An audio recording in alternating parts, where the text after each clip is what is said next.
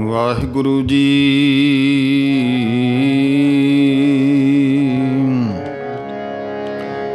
ਸਤਨਾਮ ਸ੍ਰੀ ਵਾਹਿਗੁਰੂ ਸਾਹਿਬ JIO.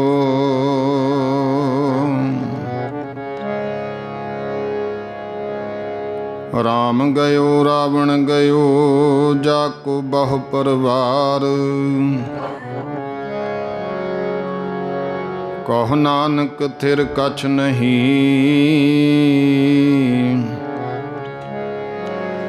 ਸੁਪਨੇ ਜਿਉ ਸੰਸਾਰ। ਚਿੰਤਾ ਤਾਕੀ ਕੀਜੀਐ, ਚਿੰਤਾ ਤਾਕੀ ਕੀਜੀਐ, ਜੋ ਅਨਹੋਣੀ ਹੋਏ। ਇਹੋ ਮਾਰਗ ਸੰਸਾਰ ਕੋ,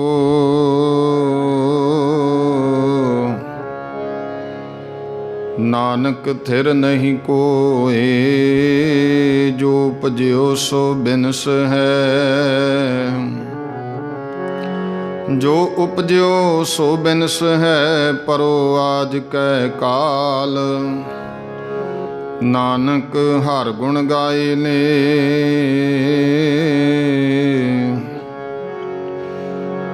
ਛਾੜ ਸਗਲ ਜੰਜਾਲ, ਕਬੀਰ ਮਾਨਸ ਜਨਮ ਦੁਲੰਭ ਹੈ। ਕਬੀਰ ਮਾਨਸ ਜਨਮ ਦੁਲੰਭ ਹੈ, ਹੋਏ ਨਾ ਬਾਰਹ ਬਾਰ। ਜਿਉ ਬਨ ਫਲ ਪਾਕੇ ਭੋਏ ਗਿਰਹਿ,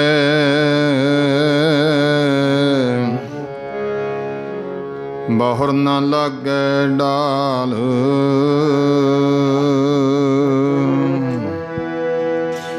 ਇਹ ਵਾਰ ਵਾਰ ਨੀ ਮਿਲਣਾ ਜਨਮ, ਅਮੋਲਕ ਹੀਰਾ ਹੈ। ਵਾਰ ਵਾਰ ਨੀ ਮਿਲਣਾ ਜਨਮ, ਅਮੋਲਕ ਹੀਰਾ ਹੈ। ਵਾਰ ਵਾਰ ਨੀ ਮਿਲਣਾ ਜਨਮ, ਅਮੋਲਕ ਹੀਰਾ ਹੈ।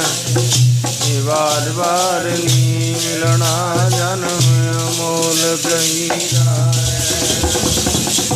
ਵਾਰ ਵਾਰ ਨੀ ਮਿਲਣਾ ਜਨਮ, ਅਮੋਲਕ ਹੀਰਾ ਹੈ। ਵਾਰ ਵਾਰ ਨੀ ਮਿਲਣਾ ਜਨਮ, ਅਮੋਲਕ ਹੀਰਾ ਹੈ। ਇਹ ਵਾਰ ਵਾਰ ਨੀ ਮਿਲਣਾ ਜਨਮ, ਅਮੋਲਕ ਹੀਰਾ ਹੈ। ਇਹ ਵਾਰ ਵਾਰ ਨੀ ਮਿਲਣਾ ਜਨਮ, ਅਮੋਲਕ ਹੀਰਾ ਹੈ। ਵਾਰ ਵਾਰ ਨੀ ਮਿਲਣਾ ਜਨਮ, ਅਮੋਲਕ ਹੀਰਾ ਹੈ। ਇਹ ਵਾਰ ਵਾਰ ਨੀ ਮਿਲਣਾ ਜਨਮ, ਅਮੋਲਕ ਹੀਰਾ ਹੈ। ਵਾਰ ਵਾਰ ਨੀ ਮਿਲਣਾ ਜਨਮ, ਅਮੋਲਕ ਹੀਰਾ ਹੈ। ਇਹ ਵਾਰ ਵਾਰ ਨੀ ਮਿਲਣਾ ਜਨਮ, ਅਮੋਲਕ ਹੀਰਾ ਹੈ। ਜਨਮ ਅਮੋਲਕ ਹੀਰਾ ਹੈ, ਜਨਮ ਅਮੋਲਕ ਹੀਰਾ ਹੈ। ਜਨਮ ਅਮੋਲਕ ਹੀਰਾ ਹੈ, ਜਨਮ ਅਮੋਲਕ ਹੀਰਾ ਹੈ। ਅਮੋਲਕ ਹੀਰਾ ਹੈ, ਜਨਮ ਅਮੋਲਕ ਹੀਰਾ ਹੈ। ਇਹ ਜਨਮ ਅਮੋਲਕ ਹੀਰਾ ਹੈ, ਜਨਮ ਅਮੋਲਕ ਹੀਰਾ ਹੈ। ਜਨਮ ਅਮੋਲਕ ਹੀਰਾ ਹੈ, ਜਨਮ ਅਮੋਲਕ ਹੀਰਾ ਹੈ। ਜਨਮ ਅਮੋਲਕ ਹੀਰਾ ਹੈ, ਜਨਮ ਅਮੋਲਕ ਹੀਰਾ ਹੈ।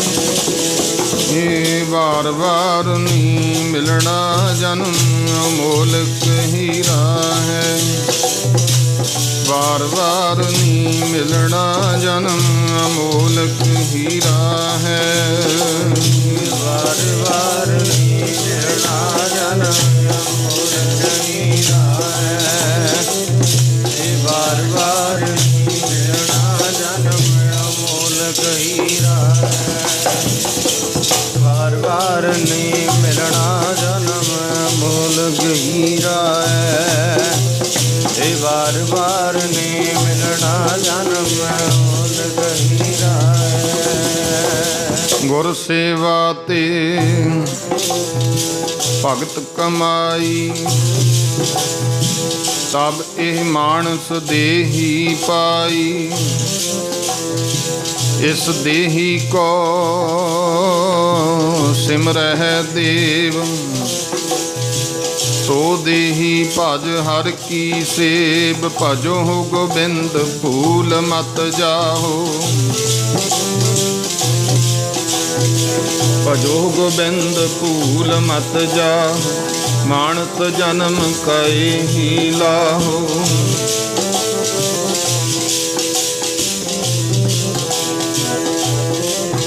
ਕਬੀਰ ਮਾਨਸ ਜਨਮ ਦੁਲੰਭ ਹੈ।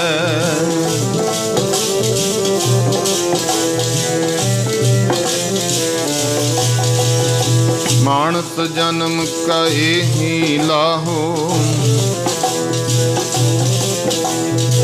ਭਈ ਪ੍ਰਾਪਤ ਮਾਨੁਖ ਦੇਹੁਰੀਆ। ਗੋਬਿੰਦ ਮਿਲਣ ਕੀਏ ਹੋ ਤੇਰੀ ਵਰੀਆ, ਅਵਰ ਕਾਜ ਤੇਰੇ ਕਿਤੈ ਨ ਕਾਮ। ਸਾਧ ਸੰਗਤ ਭਜ ਕੇਵਲ ਨਾਮ, ਸਰੰਜਾਮ ਲਾਗ ਭਵ ਜਲ ਤਰਨ ਕੈ। ਜਨਮ ਬ੍ਰਿਥਾ ਜਾਤ, ਰੰਗ ਮਾਇਆ ਕੈ ਰਹਾਉ। ਜਪ ਤਪ ਸੰਜਮ ਧਰਮ ਨਾ ਕਮਾਇਆ, ਜਪ ਤਪ ਸੰਜਮ ਧਰਮ ਨਾ ਕਮਾਇਆ। ਸੇਵਾ ਸਾਧ ਨਾ ਜਾਣਿਆ ਹਰ ਰਾਇਆ। ਕਹੋ ਨਾਨਕ ਹਮ ਨੀਚ ਕਰਮਾ, ਚਰਨ ਪਰੇ ਕੀ ਰਾਖੋ ਸ਼ਰਮਾ। ਕਬੀਰ ਮਾਨਸ ਜਨਮ ਦੁਲੰਭ ਹੈ, ਵੈਸਾਖ ਭਲਾ ਸਾਖਾ ਵੇਸ ਕਰੇ। ਧਨ ਦੇਖੈ ਹਰ ਦੁਆਰ, ਆਵੋ ਦਇਆ ਕਰੇ। ਘਰ ਆਓ ਪਿਆਰੇ, ਦੁਤਰ ਤਾਰੇ। ਤੁਧ ਬਿਨ ਅੱਡ ਨ ਮੋਲੋ, ਕੀਮਤ ਕੌਣ ਕਰੇ ਤੁਧ ਭਾਵਾ। ਦੇਖ ਦਿਖਾਵੇ ਢੋਲੋ, ਦੂਰ ਨ ਜਾਨਾ ਅੰਤਰ ਮਾਨਾ। ਹਰ ਕਾ ਮਹਲ ਪਛਾਨਾ, ਨਾਨਕ ਵੈਸਾਖੀ ਪ੍ਰਭ ਭਾਵੈ। ਨਾਨਕ ਵੈਸਾਖੀ ਪ੍ਰਭ ਪਾਵੈ, ਸੁਰਤ ਸ਼ਬਦ ਮਨ ਮਾਨਾ। ਕਰੋ ਬੇਨੰਤੀ ਸੁਣੋ ਮੇਰੇ ਮੀਤਾ, ਸੰਤ ਟਹਿਲ ਕੀ ਬੇਲਾ। ਈਹਾ ਖਾਟ ਚਲੋ ਹਰ ਲਾਹਾ, ਆਗੇ ਬਸਨ ਸੁਹੇਲਾ।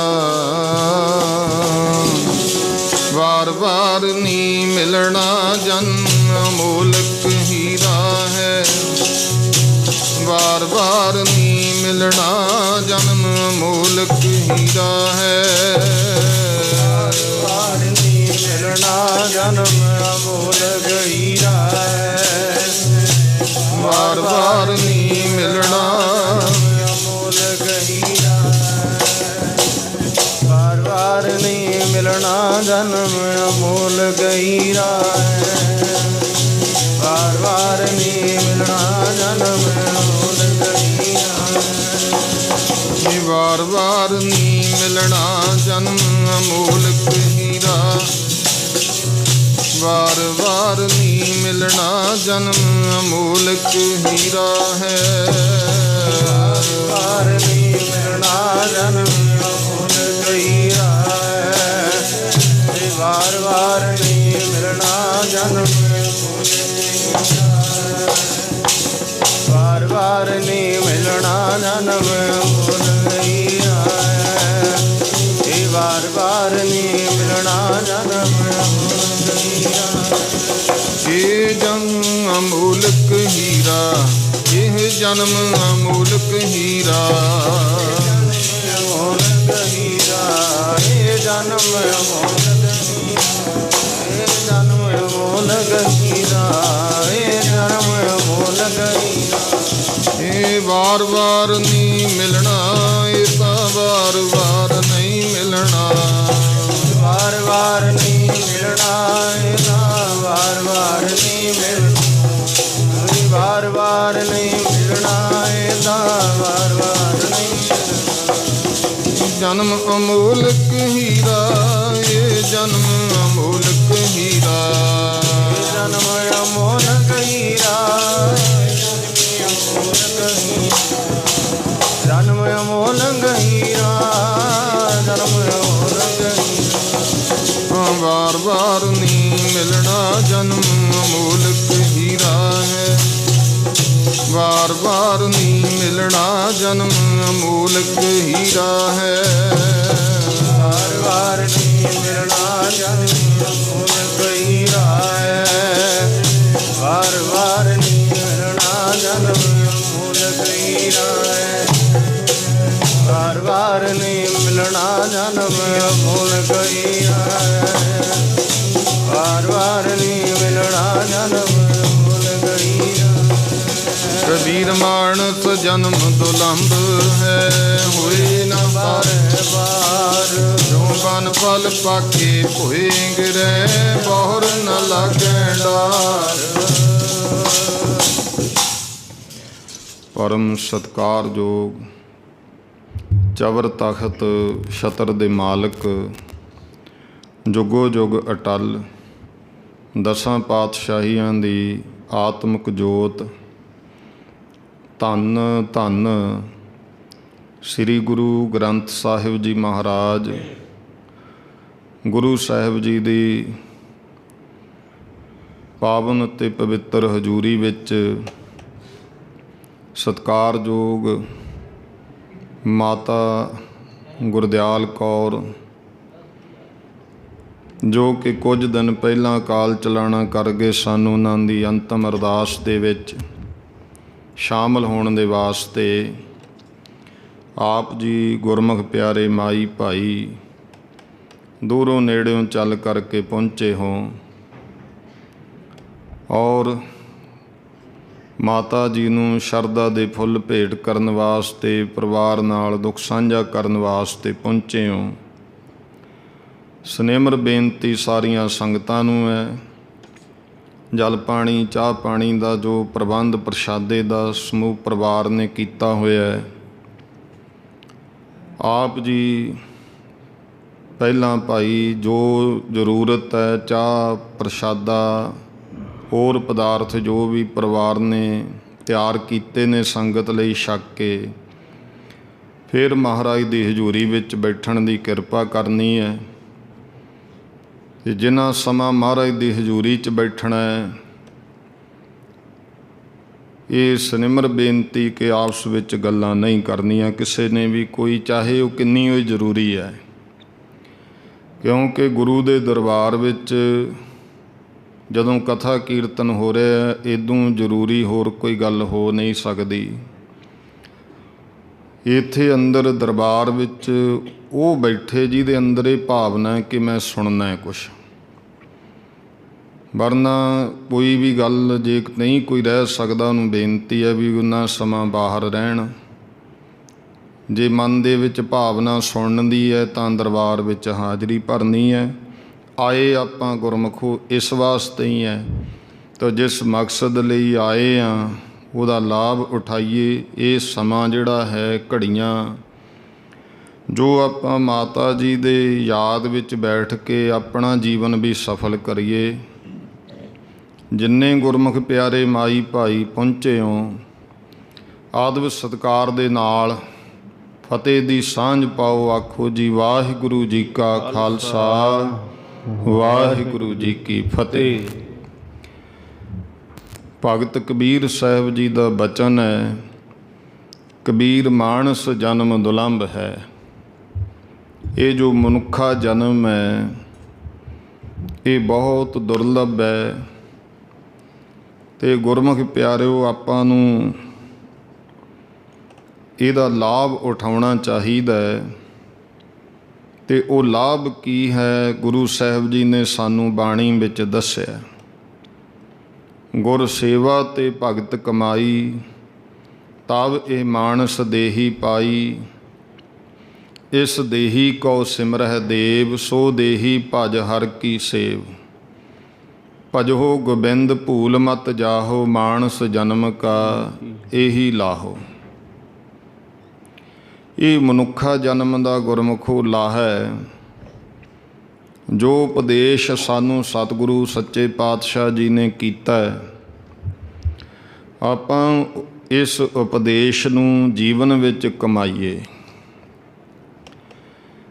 ਜਦੋਂ ਆਪਾਂ ਗੁਰੂ ਦੇ ਉਪਦੇਸ਼ ਨੂੰ ਜੀਵਨ ਵਿੱਚ ਕਮਾਵਾਂਗੇ, ਫਿਰ ਆਪਾਂ ਸਮਝੋ ਕਿ ਮਨੁੱਖਾ ਜਨਮ ਦਾ ਲਾਭ ਲੈ ਰਹੇ ਹਾਂ। ਪ੍ਰਾਣੀ ਤੂੰ ਆਇਆ ਲਾਹਾ ਲੈਣ, ਜੋ ਸਤਿਗੁਰਾਂ ਨੇ ਆਉਣ ਦਾ ਹੀ ਮਕਸਦ ਸਾਡਾ ਲਾਹਾ ਪ੍ਰਾਪਤ ਕਰਨਾ ਹੈ। ਅਤੇ ਲਾਹਾ ਕੀ ਹੈ, ਉਹ ਵੀ ਵਿਚਾਰ ਦੇ ਦੌਰਾਨ ਆਪਣੇ ਸਾਹਮਣੇ ਗੁਰੂ ਸਾਹਿਬ ਜੀ ਬਖਸ਼ਿਸ਼ ਕਰਨਗੇ। ਨਾਲ ਇਹ ਕਿਹਾ, ਲੱਗਾ ਕਿਤ ਕੁਫੱਕੜੇ ਸਭ ਮੁੱਕਦੀ ਚੱਲੀ ਰਹਿਣ। ਇਹ ਵੀ ਯਾਦ ਕਰਾਉਂਦੇ ਨੇ ਕਿ ਭਾਈ ਤੂੰ ਉਸ ਲਾਹੇ ਤੋਂ ਖੁੰਝ ਰਿਹਾ ਅਤੇ ਦੇਖ ਲੈ ਤੇਰੀ ਜਿਹੜੀ ਉਮਰ ਹੈ, ਦਿਨ ਤੇ ਪਹਿਰ ਪਹਿਰ ਤੇ ਘੜੀਆਂ, ਆਵ ਘਟੈ ਤਨ ਛੀਜੈ, ਕਾਲ ਹੇਰੀ ਫਿਰੈ ਬਦਕ, ਜਿਉ ਕਹੋ ਕਬਨ ਬਿਦ ਕੀਜੈ। ਦਿਨ ਪਲ ਚਸੇ ਕਰਕੇ ਇਹ ਉਮਰ ਬੀਤਦੀ ਜਾ ਰਹੀ ਹੈ ਕਿੰਨੀਆਂ ਤਾਂ ਅਕਾਲ ਪੁਰਖ ਗੁਰੂ ਸਾਹਿਬ ਜਾਣਦੇ ਹੈ। ਪਰ ਜਿਉਂ-ਜਿਉਂ ਸਵਾਸ ਆਪਾਂ ਲੈ ਰਹੇ ਹਾਂ, ਤਿਉਂ-ਤਿਉਂ ਸਵਾਸ ਜਿਹੜੇ ਆ ਉਹ ਘਟੀ ਜਾਂਦੇ ਨੇ। ਜਿਉਂ-ਜਿਉਂ ਦਿਨ ਬੀਤ ਰਹੇ ਆ, ਉਹ ਦਿਨ ਘਟ ਰਹੇ ਆ। ਅਤੇ ਮਿਲੇ ਆਪਾਂ ਨੂੰ ਗਿਣ ਕੇ ਨੇ। ਮਹਾਰਾਜ ਦੇ ਬਚਨ ਗਣ ਘਾਲੇ ਸਭ ਦਿਵਸ ਸਾਸ, ਨਹਿ ਵੱਢਣ ਘਟਨ ਤਿਲ ਸਾਰ। ਅਤੇ ਜਦੋਂ ਗਿਣ ਕੇ ਮਿਲੀ ਹੋਈ ਕੋਈ ਵਸਤੂ ਹੋਵੇ, ਉਹਦੇ 'ਚੋਂ ਵਰਤਣੀ ਸ਼ੁਰੂ ਕਰ ਦਈਏ, ਫਿਰ ਭਾਈ ਉਹ ਕੁਦਰਤੀ ਹੈ ਕਿ ਘਟਣੀ ਸ਼ੁਰੂ ਹੋ ਜਾਂਦੀ ਹੈ। ਅਤੇ ਆਪਾਂ ਨੂੰ ਮਹਾਰਾਜ ਇਹ ਚੇਤੇ ਕਰਾਉਂਦੇ ਨੇ ਕਿ ਸਵਾਸ ਦਿਨ ਘਟੀ ਜਾਂਦੇ ਨੇ। ਹੁਣ ਜਿਹੜੇ ਲੰਘ ਗਏ ਉਹਨਾਂ ਦਾ ਤੂੰ ਕੋਈ ਹੱਲ ਨਹੀਂ ਕਰ ਸਕਦਾ। ਇਸ ਕਰਕੇ ਜੋ ਬੀਤ ਗਿਆ ਉਹਦਾ ਪਛਤਾਵਾ ਕਰਦਿਆਂ ਹੋਇਆਂ, ਜੋ ਆ ਰਿਹਾ ਅੱਗੇ ਰਹਿੰਦਾ ਜੀਵਨ ਹੈ, ਉਹਨੂੰ ਚੰਗੇ ਪਾਸੇ ਲਾ ਲਈਏ, ਗੁਰੂ ਦੇ ਉਪਦੇਸ਼ ਨਾਲ ਜੋੜ ਲਈਏ। ਤਾਂ ਫਿਰ ਜਿਹੜਾ ਸਾਡਾ ਮਨੁੱਖਾ ਜਨਮ ਹੈ, ਇਹ ਖੁਸ਼ੀ ਅਤੇ ਖੇੜੇ ਵਿੱਚ ਆ ਸਕਦਾ ਹੈ। ਇਹ ਜਿਹੜਾ ਮਹੀਨਾ ਹੈ, ਜਿਵੇਂ ਅੱਜ ਚੇਤ ਮਹੀਨੇ ਦਾ ਅਖੀਰਲਾ ਦਿਨ ਹੈ ਅਤੇ ਕੱਲ੍ਹ ਨੂੰ ਵਿਸਾਖ ਦਾ ਆਰੰਭਤਾ ਹੋ ਜਾਣੀ ਹੈ। ਵਿਸਾਖ ਮਹੀਨੇ ਦਾ ਪਹਿਲਾ ਦਿਨ ਸ਼ੁਰੂ ਹੋ ਜਾਣਾ ਹੈ। ਵਿਸਾਖ ਦੀ ਸੰਗਰਾਂਦ, ਅਤੇ ਜਿੱਥੇ ਇਹ ਵਿਸਾਖ ਦੀ ਸੰਗਰਾਂਦ ਬਾਕੀ ਸੰਗਰਾਂਦਾਂ ਵਾਂਗ, ਉੱਥੇ ਗੁਰਮੁਖੋ ਇਹਦੀ ਅਹਿਮੀਅਤ ਵੀ ਹੈ। ਇਹ ਸਮਝੋ ਕਿ ਇਹ ਜਿਹੜਾ ਵਿਸਾਖੀ ਦਾ ਦਿਹਾੜਾ, ਇਹ ਪਵਿੱਤਰ ਦਿਹਾੜਾ ਹੈ ਸਿੱਖ ਪੰਥ ਦੇ ਵਿੱਚ। ਸਾਹਿਬ ਸ੍ਰੀ ਗੁਰੂ ਪਾਤਸ਼ਾਹ ਗੁਰੂ ਅਰਜਨ ਦੇਵ ਜੀ ਮਹਾਰਾਜ ਇਸ ਮਹੀਨੇ ਅੰਦਰ ਹੁਣ ਸਾਨੂੰ ਇਹ ਜ਼ਿੰਦਗੀ ਜਿਹੜੀ ਹੈ ਸੁੱਖ ਦੀ ਕਿਵੇਂ ਲੰਘੇ, ਕਿਵੇਂ ਬਤੀਤ ਹੋਵੇ, ਗੁਰੂ ਸਾਹਿਬ ਨੇ ਜਾਂਚ ਸਿਖਾਈ ਹੈ। ਚਾਹੁੰਦੇ ਤਾਂ ਆਪਾਂ ਸਾਰੇ ਹੀ ਹੈ ਕਿ ਜ਼ਿੰਦਗੀ ਸੁੱਖ ਦੀ ਲੰਘ ਜਾਵੇ, ਪਰ ਇਹ ਲੰਘੇ ਕਿਵੇਂ? ਰੌਲਾ ਇਸ ਗੱਲ ਦਾ ਹੈ। ਲੰਘੇਗੀ ਗੁਰਮੁਖੋ ਜੇ ਆਪਾਂ ਗੁਰੂ ਦਾ ਉਪਦੇਸ਼ ਕਮਾਵਾਂਗੇ। ਜਿਵੇਂ ਆਪਾਂ ਨੂੰ ਮਹਾਰਾਜ ਦੱਸਦੇ ਨੇ, ਜੇ ਆਪਾਂ ਗੁਰੂ ਦੇ ਦੱਸੇ ਮੁਤਾਬਕ ਚੱਲਾਂਗੇ, ਫਿਰ ਇਹ ਸੁੱਖ ਦੀ ਬਤੀਤ ਹੋ ਸਕਦੀ ਹੈ। ਇਹ ਜਾਂਚ ਸਾਨੂੰ ਸਤਿਗੁਰੂ ਸੱਚੇ ਪਾਤਸ਼ਾਹ ਮਹਾਰਾਜ ਜੀ ਨੇ ਬਖਸ਼ੀ ਹੈ। ਧੰਨ ਗੁਰੂ ਨਾਨਕ ਦੇਵ ਜੀ ਮਹਾਰਾਜ ਆਦਿ ਗੁਰੂ ਅਕਾਲ ਪੁਰਖ ਦਾ ਸਾਕਾਰ ਰੂਪ ਪਾਤਸ਼ਾਹ ਜੀ ਨੇ ਵਿਸਾਖ ਮਹੀਨੇ ਦੇ ਬਾਰੇ ਤੁਖਾਰੀ ਰਾਗ ਦੇ ਵਿੱਚ ਬਚਨ ਕਹੇ, ਵੈਸਾਖ ਭਲਾ ਸਾਖਾ ਵੇਸ ਕਰੇ। ਮਹਾਰਾਜ ਕਹਿੰਦੇ ਗੁਰਮੁਖੋ ਜਿਹੜਾ ਵੈਸਾਖ ਦਾ ਮਹੀਨਾ, ਇਹ ਬਹੁਤ ਭਲਾ ਮਹੀਨਾ ਹੈ, ਚੰਗਾ ਹੈ। ਕਿਉਂ ਚੰਗਾ ਹੈ ਸਾਖਾ ਵੇਸ ਕਰੇ। ਇਸ ਮਹੀਨੇ ਵਿੱਚ ਜੋ ਦਰਖਤ ਹੈ, ਦਰਖਤ ਦੀ ਹਰ ਇੱਕ ਸ਼ਾਖਾ, ਹਰ ਇੱਕ ਟਾਹਣੀ ਆਪਣਾ ਨਵਾਂ ਵੇਸ ਬਣਾ ਲੈਂਦੀ ਹੈ, ਪ੍ਰਫੁੱਲਤ ਹੋ ਜਾਂਦੀ ਹੈ। ਇਸ ਕਰਕੇ ਗੁਰੂ ਮਹਾਰਾਜ ਜੀ ਨੇ ਭਾਈ ਇਹਨੂੰ ਭਲਾ ਕਿਹਾ। ਫਿਰ ਇਹ ਜਿਹੜਾ ਵਿਸਾਖ ਦਾ ਮਹੀਨਾ, ਇਹ ਬਸੰਤ ਦੀ ਰੁੱਤ ਵਿੱਚ ਆ ਜਾਂਦਾ। ਚੇਤ ਅਤੇ ਵਿਸਾਖ ਬਸੰਤ ਰੁੱਤ ਹੈ। ਅਤੇ ਬਸੰਤ ਦਾ ਬਾਹਰ ਆਪਾਂ ਵੇਖਦੇ ਹਾਂ ਕਿ ਖੇੜਾ ਹੁੰਦਾ, ਸੁਗੰਧੀਆਂ ਹੁੰਦੀਆਂ, ਹਰ ਇੱਕ ਕੋਈ ਜੜੀ ਬੂਟੀ ਦਰਖਤ ਹੈ, ਸਭ ਨੂੰ ਫੁੱਲ ਨਿਕਲ ਆਉਂਦੇ ਆ। ਦਰਖਤਾਂ ਦੇ ਪੱਤੇ ਨਵੇਂ ਆ ਜਾਂਦੇ ਆ, ਸ਼ਾਖਾਂ ਕੁਰੰਬਲਾਂ ਫੁੱਟ ਪਲਦੀਆਂ ਨੇ। ਇਸ ਕਰਕੇ ਸੰਸਾਰ ਦੇ ਵਿੱਚ ਖੁਸ਼ਬੂ ਹੁੰਦੀ ਹੈ। ਅਤੇ ਮੈਡੀਕਲ ਤੌਰ 'ਤੇ ਵੈਦ ਵੀ ਇਹ ਕਹਿੰਦੇ ਨੇ ਕਿ ਇਹ ਜਿਹੜੇ ਮਹੀਨੇ ਦੇ ਵਿੱਚ ਰੋਗ ਵੀ ਘਟ ਜਾਂਦੇ ਆ, ਕਿਉਂਕਿ ਜਿਹੜੀ ਖੁਸ਼ਬੂ ਹੈ ਇਹ ਹਵਾ ਨੂੰ ਸ਼ੁੱਧ ਕਰ ਦਿੰਦੀ ਹੈ। ਗੁਰੂ ਪਾਤਸ਼ਾਹ ਗੁਰੂ ਅਰਜਨ ਦੇਵ ਜੀ ਮਹਾਰਾਜ ਨੇ ਇਹ ਵਿਸਾਖ ਦੇ ਮਹੀਨੇ ਵਿੱਚ ਸਾਨੂੰ ਉਪਦੇਸ਼ ਦਿੱਤਾ। ਵਿਸਾਖ ਦੀ ਬਾਬਤ ਗੁਰਬਾਣੀ ਵਿੱਚ ਬਹੁਤ ਬਚਨ ਆਏ ਨੇ। ਧੰਨ ਗੁਰੂ ਗੋਬਿੰਦ ਸਿੰਘ ਜੀ ਮਹਾਰਾਜ ਨੇ ਵੀ ਇਸ ਬਾਬਤ ਬਚਨ ਕਹੇ। ਬਾਸ ਸੁਪਾਸ ਆਕਾਸ਼ ਮਿਲੀ ਅਰ ਬਾਸਤ ਭੂਮ ਮਹਾਂ ਛਬ ਪਾਈ। ਸੀਤਲ ਮੰਦ ਸੁਗੰਧ ਸਮੀਰ ਵਹਿ ਮਕਰੰਦ ਨਿਕੰਸ ਮਿਲਾਈ। ਪੈਰ ਪਰਾਗ ਰਹੀ ਹੈ ਬੈਸਾਖ ਸਭੈ ਬ੍ਰਿਜ ਲੋਗਨ ਕੀ ਦੁਖਦਾਈ। ਮਾਲਨ ਲੈਬ ਕਰੋ ਰਸ ਕੋ ਟਾਸ ਕਹਿਓ ਨਾ ਹਿਓ ਕਹਿ ਕਿਉ ਨਾ ਕਸਾਈ।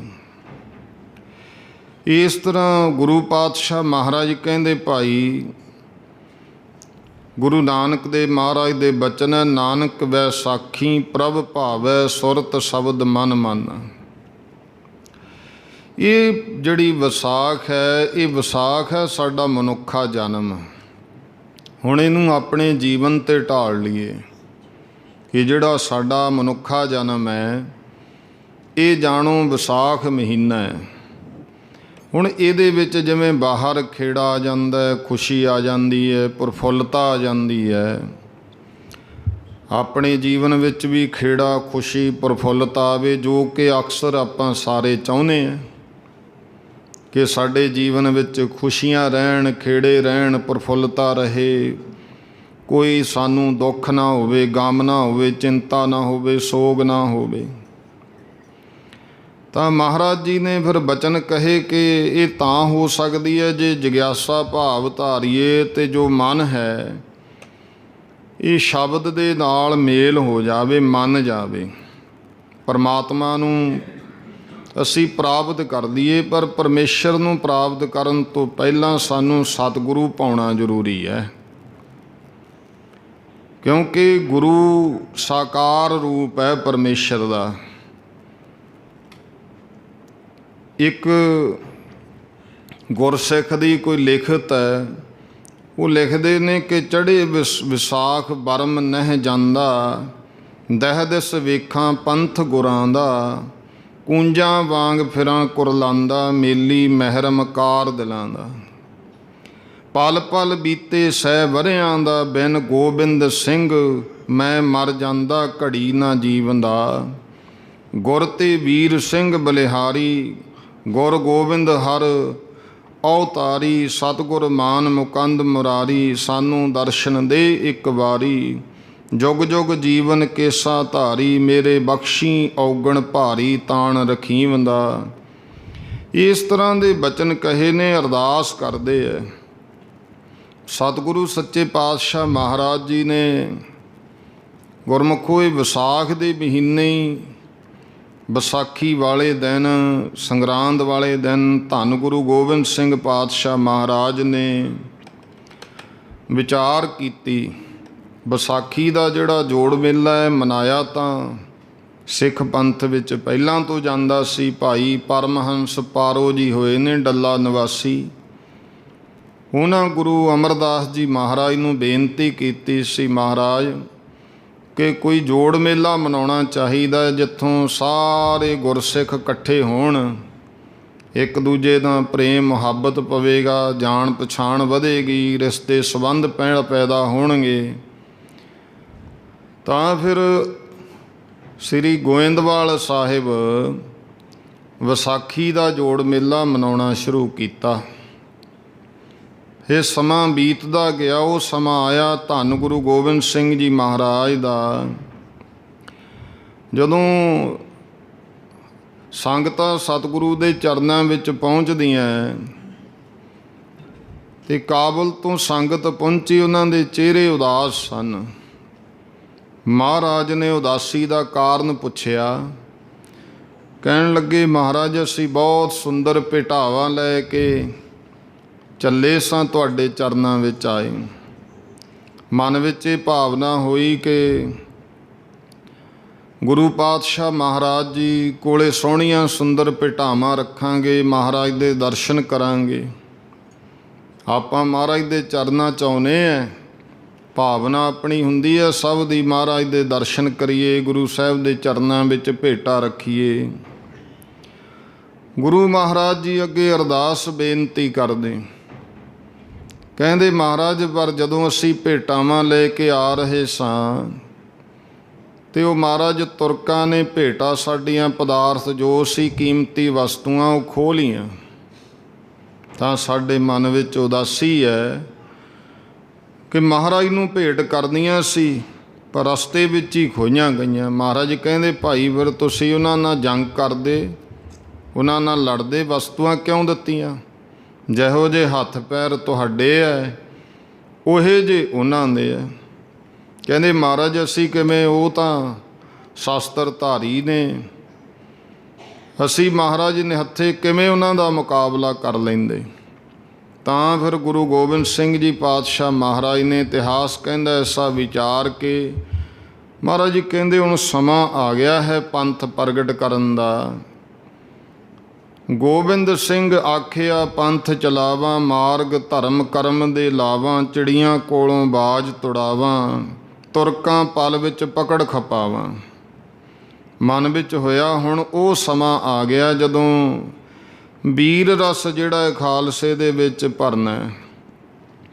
ਤਾਂ ਫਿਰ ਸਤਿਗੁਰੂ ਸੱਚੇ ਪਾਤਸ਼ਾਹ ਮਹਾਰਾਜ ਨੇ ਸਾਰੀਆਂ ਸੰਗਤਾਂ ਨੂੰ ਦੂਰ ਦਰਾਡਿਓਂ ਸੱਦਾ ਦਿੱਤਾ ਇਸ ਮਹਾਨ ਪੁਰਬ ਦੇ ਵਾਸਤੇ ਕਿ ਸਭ ਮਾਈ ਭਾਈ ਗੁਰੂ ਸਾਹਿਬ ਦੇ ਚਰਨਾਂ ਵਿੱਚ ਪਹੁੰਚੋ। ਮਹਾਰਾਜ ਦੇ ਚਰਨਾਂ ਵਿੱਚ ਗੁਰਮੁਖੋ ਪਹੁੰਚਣ ਦਾ ਜਿਹੜਾ ਫਲ ਹੈ ਉਹ ਬਹੁਤ ਵੱਡਾ ਹੈ।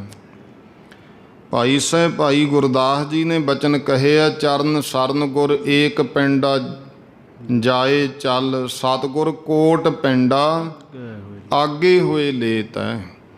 ਹੁਣ ਇਹ ਕੋਈ ਸਿਰਫ ਕਹਿਣ ਕਹਾਉਣ ਦੀਆਂ ਗੱਲਾਂ ਨਹੀਂ ਹਨ, ਜੋ ਬ੍ਰਹਮ ਗਿਆਨੀ ਭਾਈ ਗੁਰਦਾਸ ਜੀ ਕਹਿੰਦੇ ਆ ਇਹ ਸੱਤ ਹੈ।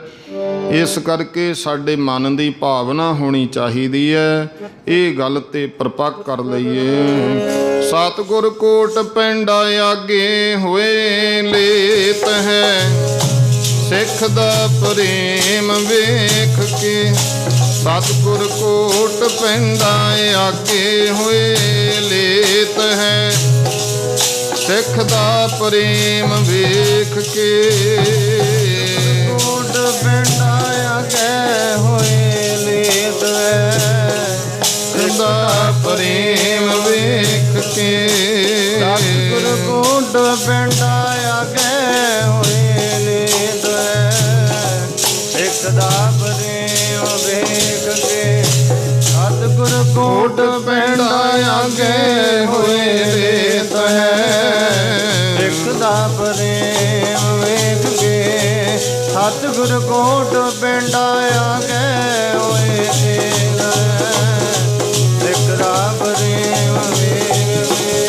ਸਤਿਗੁਰ ਕੋਟ ਪਿੰਡਾ ਆਗੇ ਹੋਏ ਲੇਤ ਹੈ, ਸਿੱਖ ਦਾ ਪ੍ਰੇਮ ਵੇਖ ਕੇ। ਸਤਿਗੁਰ ਕੋਟ ਪਿੰਡਾ ਆਗੇ ਹੋਏ ਲੇਤ ਹੈ, ਸਿੱਖ ਦਾ ਪ੍ਰੇਮ ਵੇਖ ਕੇ। ਕੋਟ ਪਿੰਡਾ ਆਗੇ ਹੋਏ ਲੇਤ ਹੈ, ਸਿੱਖ ਦਾ ਪ੍ਰੇਮ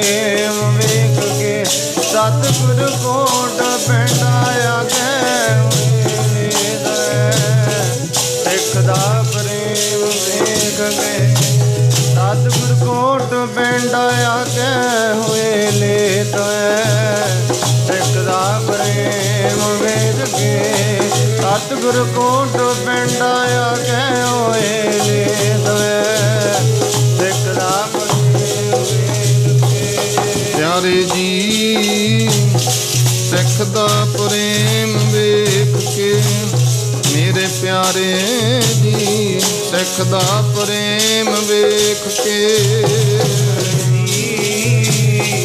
ਸਿੱਖ ਦਾ ਪ੍ਰੇਮ ਵੇਖ ਕੇ ਮੇਰੇ ਪਿਆਰੇ ਸਿੱਖ ਦਾ ਪ੍ਰੇਮ ਵੇਖ ਕੇ ਪਿਆਰੇ ਜੀ ਸਿੱਖ ਦਾ ਪ੍ਰੇਮ ਵੇਖ ਕੇ ਮੇਰੇ ਪਿਆਰੇ ਸਿੱਖ ਦਾ ਪ੍ਰੇਮ ਵੇਖ ਕੇ ਸਿੱਖ ਦਾ ਜੀ ਪ੍ਰੇਮ ਵੇਖ ਕੇ ਸਿੱਖ ਦਾ ਜੀ ਪ੍ਰੇਮ ਵੇਖ ਕੇ ਸਿੱਖ ਦਾ ਜੀ ਪ੍ਰੇਮ ਵੇਖ ਕੇ ਸਿੱਖ ਦਾ ਜੀ ਪ੍ਰੇਮ ਵੇਖ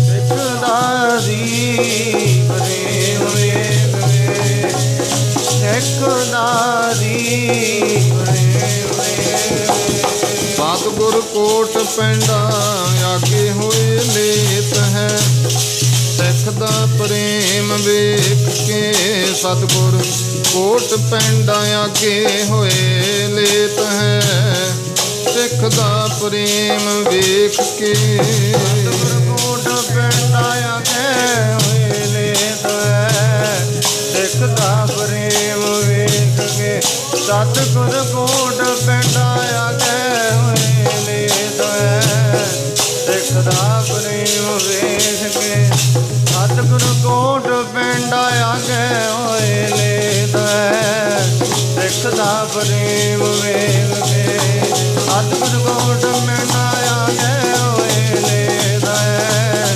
ਸਿੱਖ ਦਾ ਪ੍ਰੇਮ ਵੇਖ ਕੇ ਚਰਨ ਸਰਨ ਗੁਰ ਏਕ ਪੈਂਡਾ ਜਾਏ ਚੱਲ ਸਤਿਗੁਰ ਕੋਟ ਪੈਂਡਾ ਆਗੇ ਹੋਏ ਲੇਤ ਹੈ। ਇਹ ਪ੍ਰਤੱਖ ਬਚਨ ਨੇ। ਗੁਰੂ ਆਪਣੇ ਸਿੱਖ ਦਾ ਇਤਨਾ ਪ੍ਰੇਮ ਕਰਦਾ ਹੈ।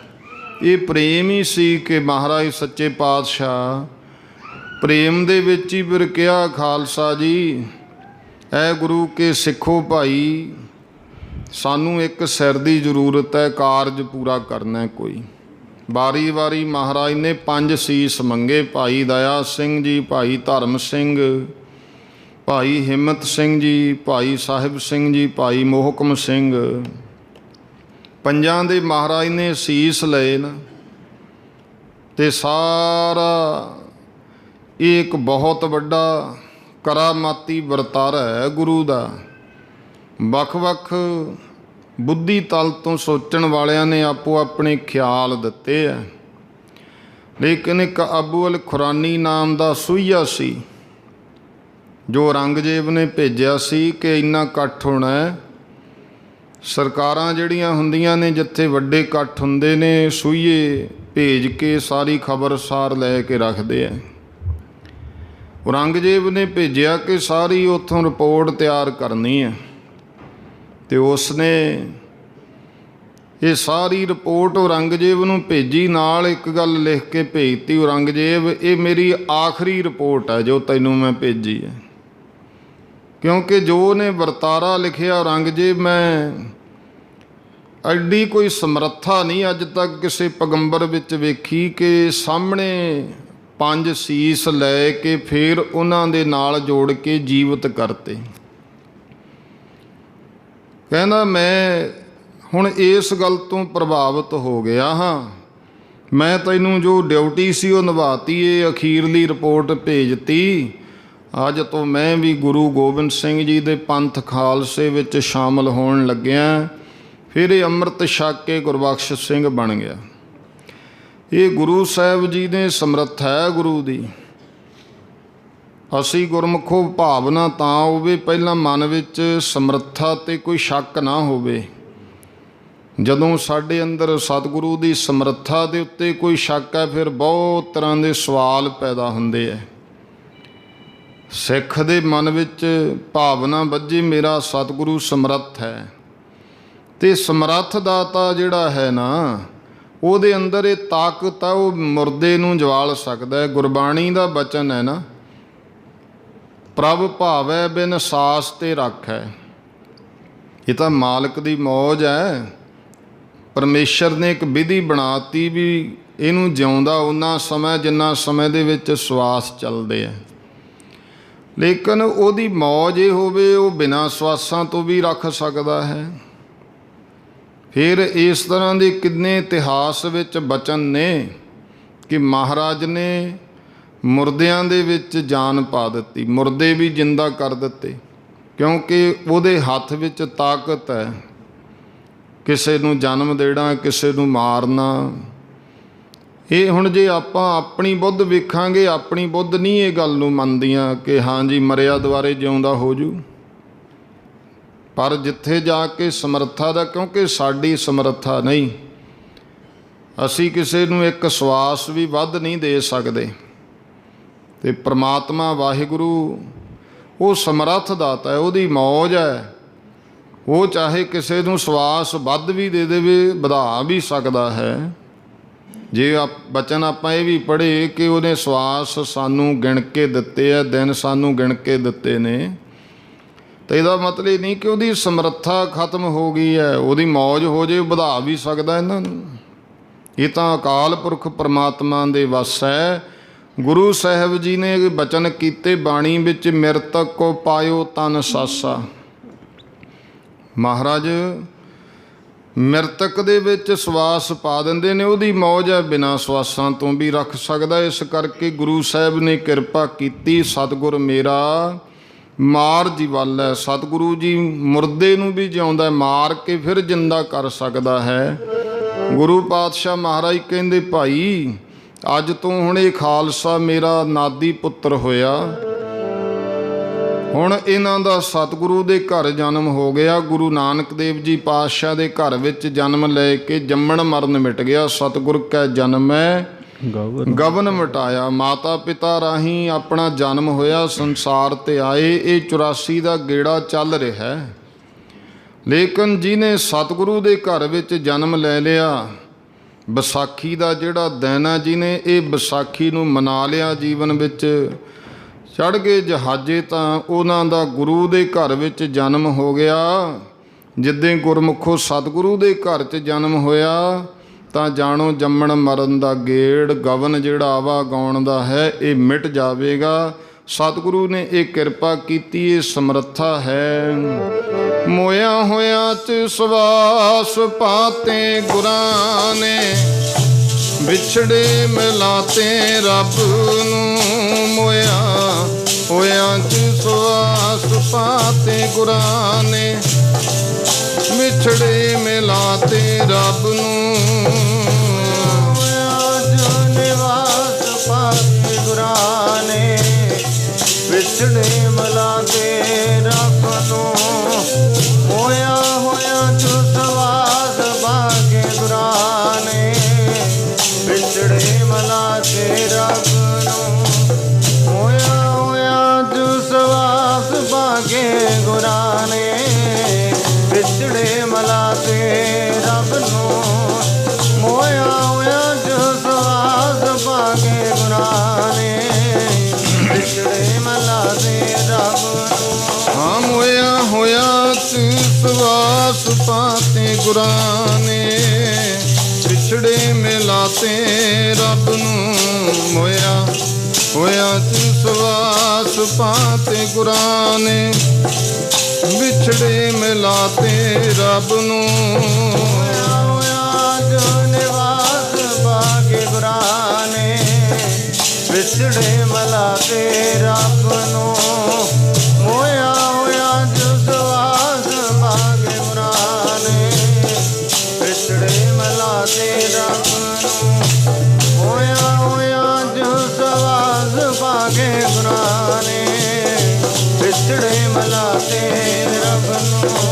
ਹੋਇਆ ਜੋ ਨਿਵਾਸ ਪਾਕੇ ਗੁਰਾਂ ਨੇ, ਵਿਛੜੇ ਮਿਲਾਤੇ ਰੱਬ ਨੂੰ।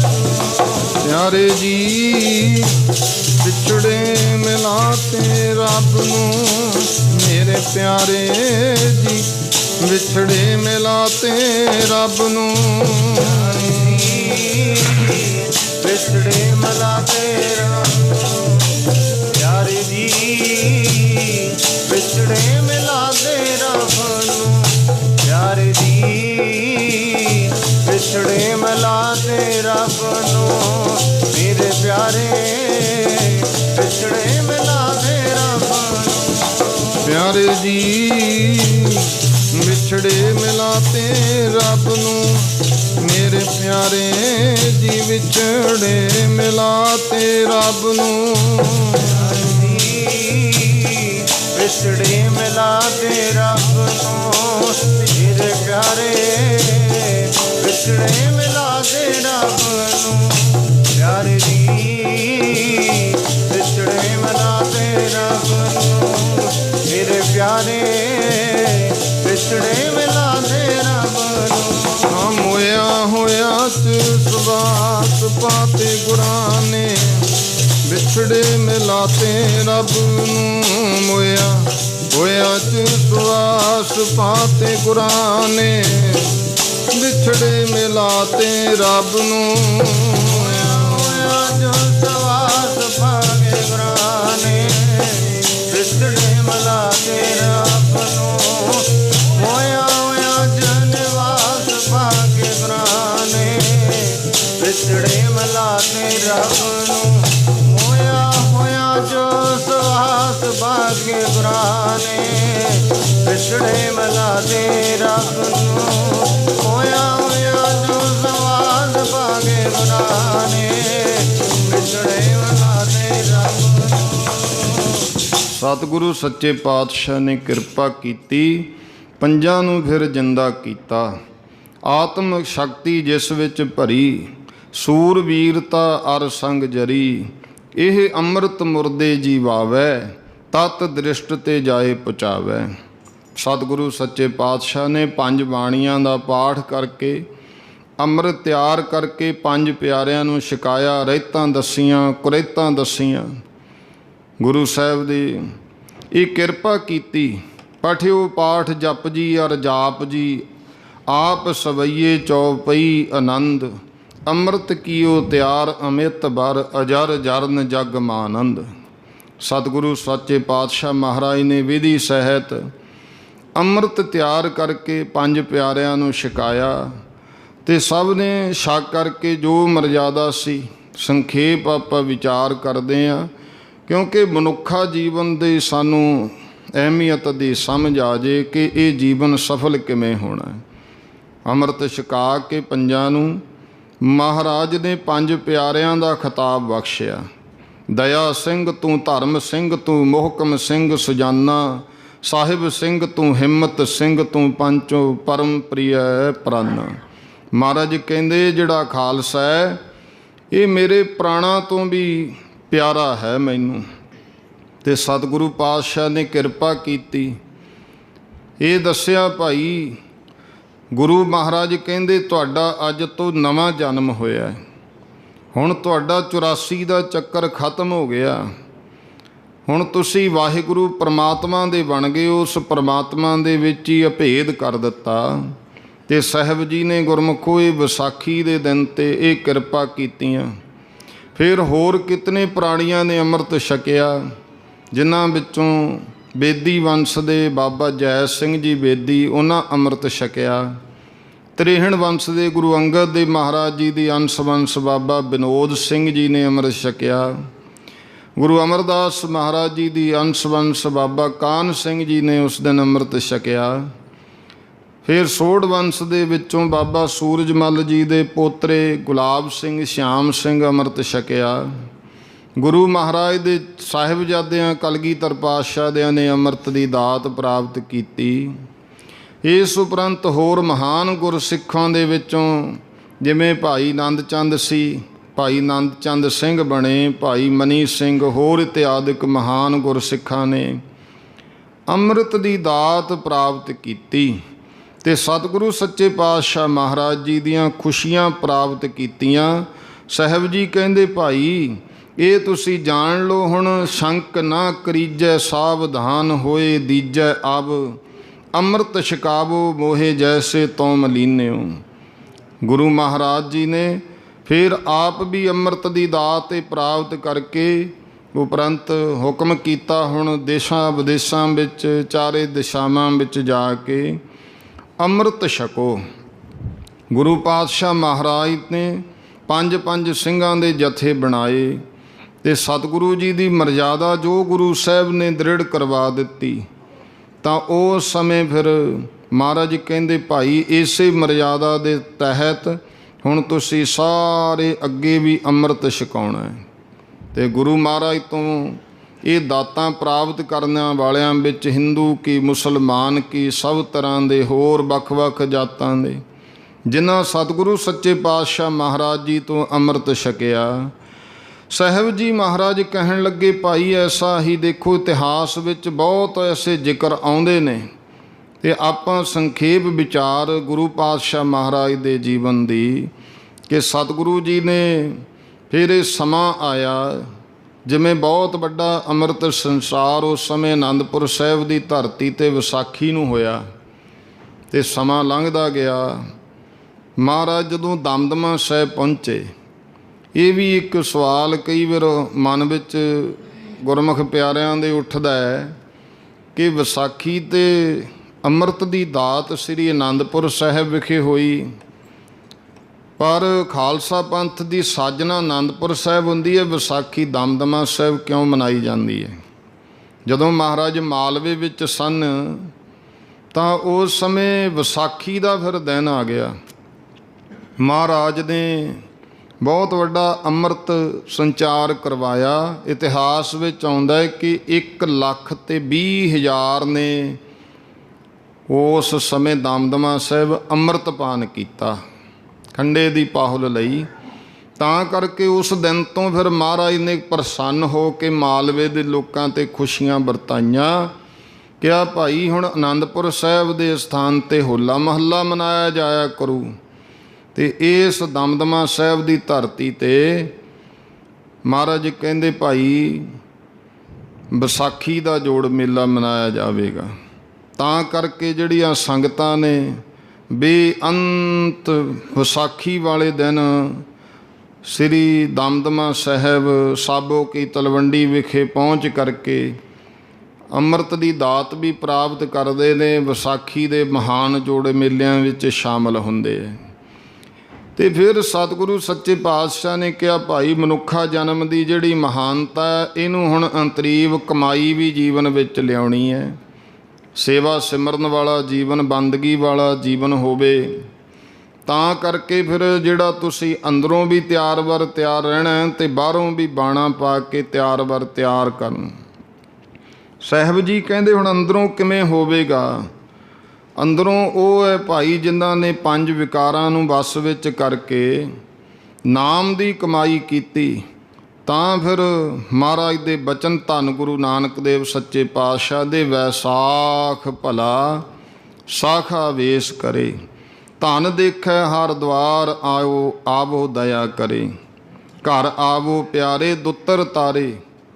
ਆ ਜਿਹੜਾ ਸੰਸਾਰ ਹੈ ਇਹਨੂੰ ਭੌਜਲ ਕਿਹਾ, ਬਹੁਤ ਵੱਡਾ ਭੈ ਦਾ ਸਮੁੰਦਰ ਹੈ ਜਿਹਨੂੰ ਗੁਰਮੁਖੋ ਤਰਨਾ ਬਹੁਤ ਕਠਿਨ ਹੈ ਅਤੇ ਇਹਨੂੰ ਤਾਰਨ ਵਾਸਤੇ ਭੌਜਲ ਤੋਂ ਸਤਿਗੁਰੂ ਸਮਰੱਥ ਨੇ। ਜਿਹੜੇ ਕੋਈ ਗੁਰੂ ਦਾ ਉਪਦੇਸ਼ ਕਮਾ ਲੈਂਦੇ ਆ ਫਿਰ ਇਸ ਭਵਜਲ ਤੋਂ ਤਰ ਜਾਂਦੇ ਨੇ। ਸਤਿਗੁਰੂ ਦੀ ਬਾਣੀ, ਗੁਰੂ ਦਾ ਉਪਦੇਸ਼ ਅਸੀਂ ਜੁੜ ਜਾਈਏ। ਆਪਾਂ ਹੁਣ ਜਿੰਨੇ ਜੀਵ ਆ ਸਾਰੇ ਧਰਮ ਕਰਮ ਇਸ ਵਾਸਤੇ ਕਰਦੇ ਆ ਭਵਜਲ ਤੋਂ ਤਰ ਜਾਈਏ, ਸਾਡੀ ਮੁਕਤੀ ਹੋ ਜੇ। ਤਾਂ ਫਿਰ ਗੁਰਮੁਖੋ ਸਤਿਗੁਰੂ ਦੀ ਬਾਣੀ, ਗੁਰੂ ਦਾ ਉਪਦੇਸ਼ ਬਚਨਾਂ ਨਾਲ ਸਾਨੂੰ ਜੁੜਨਾ ਪਵੇਗਾ।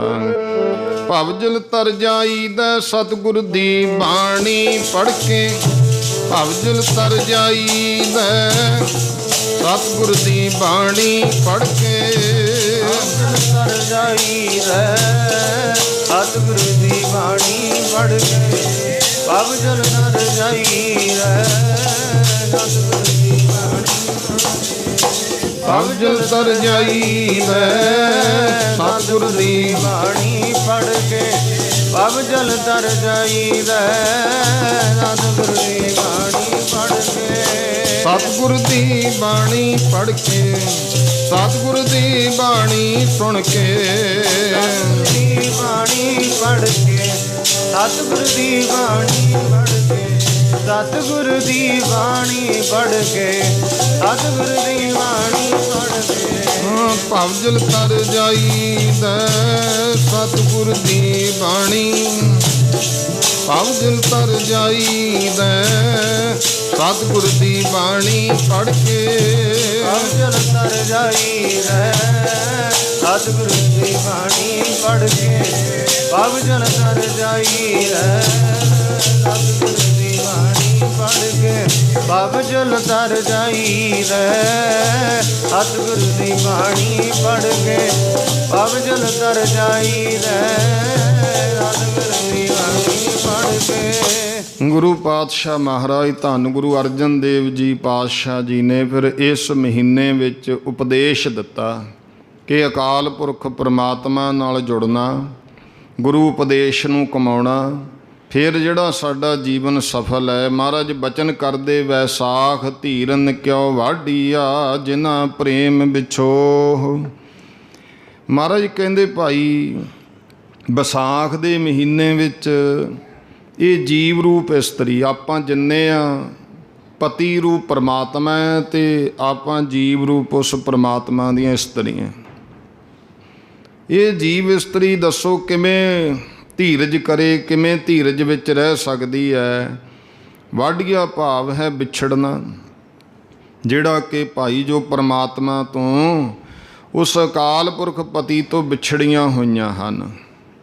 ਤਾਂ ਜਿਨ੍ਹਾਂ ਪ੍ਰੇਮ ਵਿਛੋਹ, ਜਿਨ੍ਹਾਂ ਦੇ ਹਿਰਦੇ ਵਿੱਚ ਵਾਹਿਗੁਰੂ ਦੇ ਪ੍ਰੇਮ ਦਾ ਵਿਛੋੜਾ ਹੈ, ਪ੍ਰੇਮ ਦੇ ਵਿਛੋੜੇ ਵਿੱਚ ਹੀ ਹੈ ਨਾ। ਮਹਾਰਾਜ ਕਹਿੰਦੇ ਵਿਛੋੜਾ ਸੁਣੇ ਦੁੱਖ ਵਿਣ ਡਿਠੇ, ਮਰਿਓਦ ਬਾਝ ਪਿਆਰੇ ਆਪਣੇ ਬਿਰਹੀ ਨਾ ਧੀਰੋਦ। ਇੱਕ ਵਿਛੋੜਾ, ਕੋਈ ਪ੍ਰਾਣੀ ਚੜ੍ਹਾਈ ਕਰ ਜਾਂਦਾ, ਜਿਵੇਂ ਮਾਤਾ ਗੁਰਦਿਆਲ ਕੌਰ ਚੜ੍ਹਾਈ ਕਰਕੇ ਆਪਾਂ ਇਹਨੇ ਭਾਈ ਵਿਛੋੜਾ ਦੇ ਗਏ।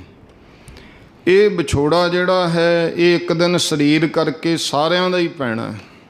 ਕੋਈ ਜਗਤ ਦੇ ਉੱਤੇ ਆਇਆ, ਇੱਥੇ ਸਥਿਰ ਕੋਈ ਨਹੀਂ ਹੈ। ਜੋ ਜਨਮੈ ਤਿਸ ਸਰ ਪਰ ਮਰਨਾ, ਜਿਹਨੇ ਜਨਮ ਲਿਆ ਉਹਨੇ ਮਰਨਾ ਜ਼ਰੂਰ ਹੈ। ਜੋ ਆਇਆ ਸੋ ਚੱਲ ਸੀ, ਸਭ ਕੋਈ ਆਈ ਵਾਰੀ ਹੈ।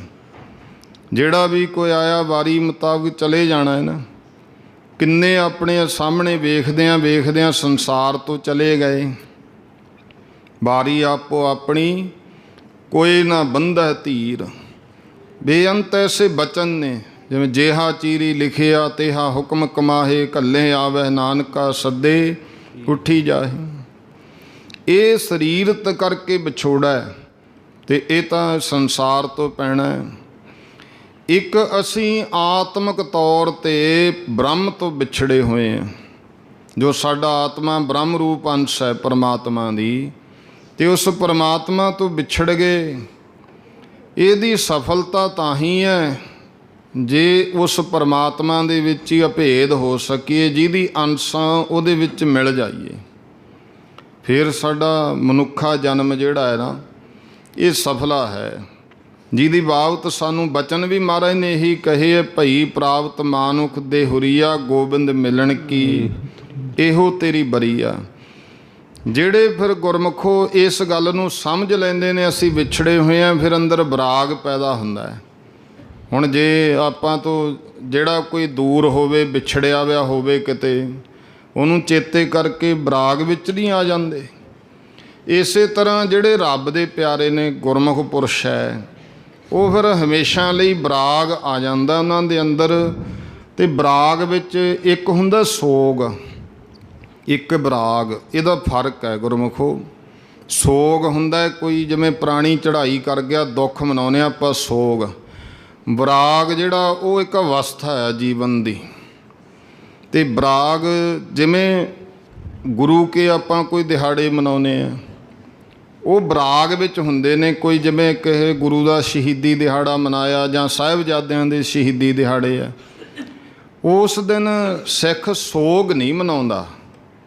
ਸੋਗ ਤਾਂ ਗੁਰਮੁਖੋ ਜਿਹੜਾ ਹੈ ਨਾ, ਕੋਈ ਗਵਾ ਕੇ ਕੁਛ ਚਲਿਆ ਗਿਆ, ਮਹਾਰਾਜ ਤਾਂ ਕਹਿੰਦੇ ਉਹਦੇ ਵਾਸਤੇ ਮਨਾਓ। ਕਬੀਰ ਸੰਤ ਮੂਏ ਕਿਆ ਰੋਈਐ ਜੋ ਆਪਣੇ ਗ੍ਰਹਿ ਜਾਏ, ਰੋਵੋ ਸਾਕਤ ਵਾਪਰੇ ਜੋ ਹਾਟੈ ਹਾਟ ਬਿਕਾਏ।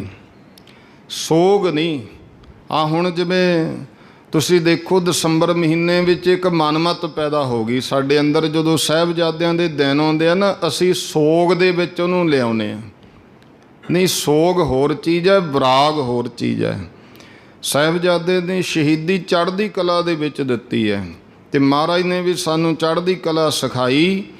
ਵਿਰਾਗ ਆਉਂਦਾ ਜਦੋਂ ਸ਼ਹੀਦੀ ਯਾਦ ਕਰਦੇ ਆ ਨਾ, ਵਿਰਾਗ ਦੇ ਨਾਲ ਅੱਖਾਂ ਵਿੱਚੋਂ ਅਥਰੂ ਵੀ ਆ ਜਾਂਦੇ ਆ। ਇਸ ਕਰਕੇ ਉਹ ਵਿਰਾਗ ਹਮੇਸ਼ਾ ਹੈ। ਪਰ ਸਾਡੇ ਅੰਦਰ ਇਹ ਦੇਖੋ, ਉਦੋਂ ਜਦੋਂ ਤੁਸੀਂ ਸਾਰੇ ਹੀ ਪੜ੍ਹਦੇ ਸੁਣਦੇ ਹੋ ਵੀ ਉਹ ਆਪਣੇ ਅੰਦਰ ਇਉਂ ਕਰਤਾ ਜੀ 7 ਦਿਨਾਂ, ਉਹਨੂੰ 7 ਦਿਨਾਂ ਦਾ ਸੋਗ ਦਿਹਾੜਾ ਬਣਾਤਾ ਵੀ ਬਾਕੀ ਦਿਨ ਜਿਵੇਂ ਮਰਜ਼ੀ ਤਾੜੀਆਂ ਮਾਰੋ, 7 ਦਿਨ ਸੋਗ ਮਨਾ ਲਓ।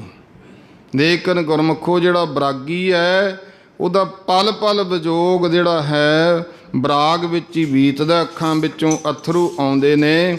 ਵਿਛੋੜਾ ਸੁਣੇ ਦੁੱਖ ਬਿਨ ਡਿੱਠੇ ਮਰੇ, ਉਹਦੇ ਦੀ ਅਵਸਥਾ ਹੈ ਇਹ ਜਿਹੜਾ ਵਿਛੋੜੇ ਵਾਲਾ ਬਰਾਗੀ ਹੈ। ਬਾਝ ਪਿਆਰੇ ਆਪਣੇ ਬਿਰਹੀ ਨਾ ਧੀਰੋਧ, ਜਿਵੇਂ ਕਿਸੇ ਨੂੰ ਕੋਈ ਚਿੰਤਾ ਜੀ ਲੱਗੀ ਹੋਵੇ, ਉਹ ਤੋਂ ਕਿਤੇ ਬਹਿ ਨਹੀਂ ਹੁੰਦਾ, ਟਿਕ ਨਹੀਂ ਹੁੰਦਾ ਹੈ, ਕਦੇ ਕਿਵੇਂ ਕੁਛ ਕਰੂ, ਕੋਈ ਨਾ ਉਹਦੇ ਅੰਦਰ ਆਪਾਂ ਨੇ ਵੀ ਬੰਦੇ ਨੂੰ ਕਿਸੇ ਗੱਲ ਦੀ ਚਿੰਤਾ ਹੈ, ਇਹਦਾ ਮਨ ਨਹੀਂ ਲੱਗਦਾ।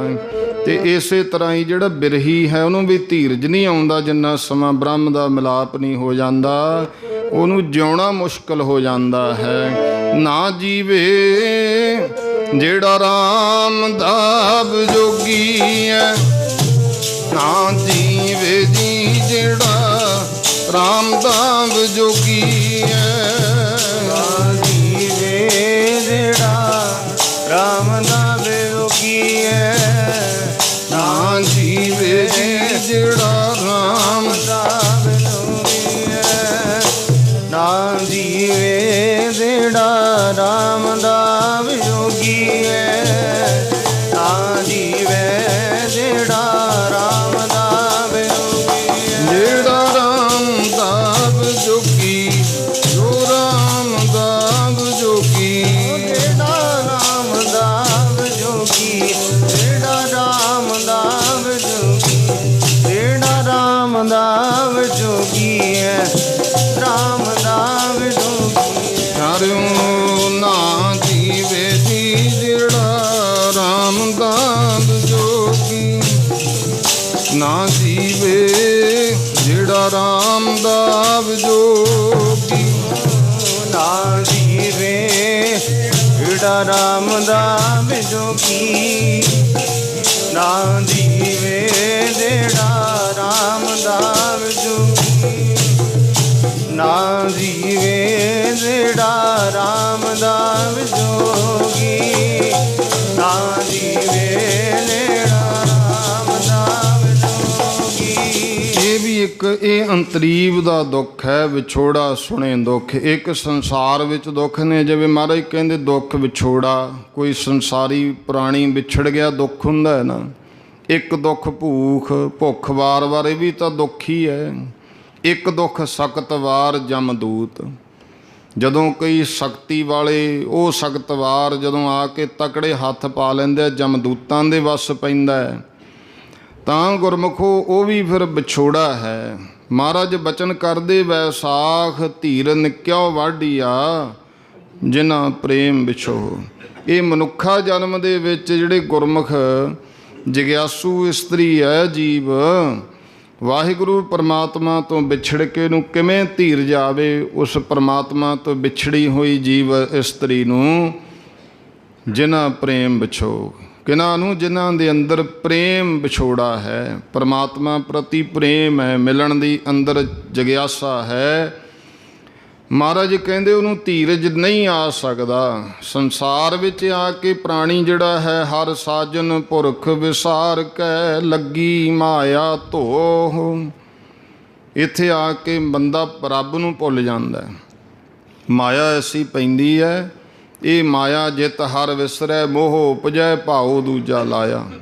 ਪਰਮੇਸ਼ਰ ਦਾ ਉਹ ਜੋ ਸਾਰਿਆਂ ਦਾ ਸੱਜਣ ਹੈ, ਸੱਜਣ ਕਹਿ ਲਓ, ਮਿੱਤਰ ਕਹਿ ਲਓ। ਜਿਵੇਂ ਆਮ ਤੌਰ 'ਤੇ 3 ਮਿੱਤਰ ਕਹੇ ਨੇ, ਇੱਕ ਗੁਰਮੁਖੋ ਮਿੱਤਰ ਹੈ ਧਨ, ਦੂਜਾ ਮਿੱਤਰ ਹੈ ਸੰਬੰਧੀ, ਤੇ ਤੀਜਾ ਮਿੱਤਰ ਹੈ ਕਰਮ।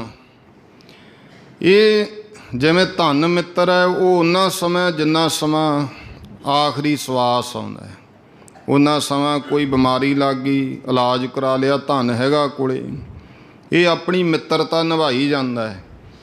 ਫਿਰ ਸੰਬੰਧੀ ਮਿੱਤਰ ਨੇ ਜਿੰਨਾ ਸਮਾਂ ਅੰਤਮ ਅਰਦਾਸ ਨਹੀਂ ਹੋ ਜਾਂਦੀ, ਮਿਲ ਕਰਕੇ ਸਾਰੇ ਆਪਾਂ, ਕੋਈ ਪ੍ਰਾਣੀ ਸੰਸਾਰ ਤੋਂ ਜਾਂਦਾ ਹੈ, ਉਹਦੀ ਮਰਜ਼ਾਦਾ ਤਹਿਤ ਅੰਤਮ ਕਿਰਿਆ ਕਰਦੇ ਹਾਂ। ਫਿਰ ਕਰਮ ਮਿੱਤਰ ਨੇ, ਇਹ ਗੁਰਮੁਖੋ ਧਰਮ ਰਾਜੇ ਤੱਕ ਨੇ, ਉਦੋਂ ਗਾਹਾਂ ਨਹੀਂ ਇਹਨਾਂ ਦੀ ਪਹੁੰਚ ਹੈ। ਧਰਮ ਰਾਜੇ ਤੱਕ ਜਾਂਦੇ ਆ, ਉੱਥੇ ਜਾ ਕੇ ਖੜ੍ਹਦੇ ਨੇ ਬਰਾਬਰ, ਚੰਗੇ ਵੀ ਮਾੜੇ ਵੀ।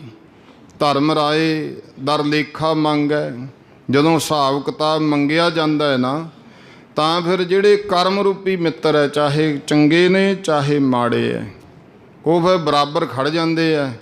ਅਤੇ ਉਹਦੇ ਹਿਸਾਬ ਨਾਲ ਫਿਰ ਗੁਰਮੁਖੋ ਸਾਰਾ ਲੇਖਾ ਜੋਖਾ ਜੀਵ ਦਾ ਹੁੰਦਾ, ਹਿਸਾਬ ਕਿਤਾਬ ਹੁੰਦਾ ਹੈ। ਇਹ ਹੁੰਦਾ ਹੈ, ਹੋਣਾ ਵੀ ਹੈ। ਇਹ ਕੋਈ ਗੱਲਾਂ ਆਤ ਕਥਨੀ ਨਹੀਂ ਹੈ। ਕੋਈ ਕਈ ਵਾਰ ਹੁੰਦਾ ਜਿਵੇਂ ਆਪਾਂ ਐਵੇਂ ਅਟਕਲ ਪੱਚੂ ਜਿਹੀਆਂ ਗੱਲਾਂ ਕਰ ਲੈਂਦੇ ਹਾਂ, ਲੇਕਿਨ ਸਤਿਗੁਰੂ ਸੱਚੇ ਪਾਤਸ਼ਾਹ ਮਹਾਰਾਜ ਕਹਿੰਦੇ, ਗੁਰਮੁਖਾ ਇਹ ਇੱਕ ਬੀਜ ਹੈ, ਤੇਰੇ ਸਰੀਰ ਰੂਪੀ ਧਰਤੀ 'ਚ ਬੀਜੇ ਹੋਏ, ਇਹ ਉੱਗਣੇ ਹੀ ਉੱਗਣੇ ਹੈ। ਜਿਹੋ ਜਿਹੇ ਬੀਜ ਬੀਜੇਗਾ ਉਹੋ ਜਿਹੇ ਬੂਟੇ ਪੈਦਾ ਹੋ ਕੇ ਫਲ ਲੱਗਣਗੇ, ਅਤੇ ਭੁਗਤਣੇ ਭਾਈ ਤੈਨੂੰ ਹੀ ਪੈਣਗੇ, ਗੱਲ ਯਾਦ ਰੱਖੀ। ਜੈਸਾ ਬੀਜੇਗਾ ਵੱਢੇਗਾ ਮਨਾ ਮੇਰਿਆ, ਫਲ ਤੇਰੇ ਕਰਮਾਂ ਦੇ। ਜੈਸਾ ਬੀਜੇਗਾ ਵੱਢੇਗਾ ਮਨਾ ਮੇਰਿਆ, ਫਲ ਤੇਰੇ ਕਰਮਾਂ ਦੇ। ਬੀਜੇਗਾ ਵੱਢੇਗਾ ਮਨਾ ਮੇਰਿਆ, ਫਲ ਤੇਰੇ ਕਰਮਾਂ ਦੇ। ਬੀਜੇਗਾ ਵੱਢੇਗਾ ਮਨਾ ਮੇਰਿਆ, ਫਲ ਤੇਰੇ ਕਰਮਾਂ ਦੇ।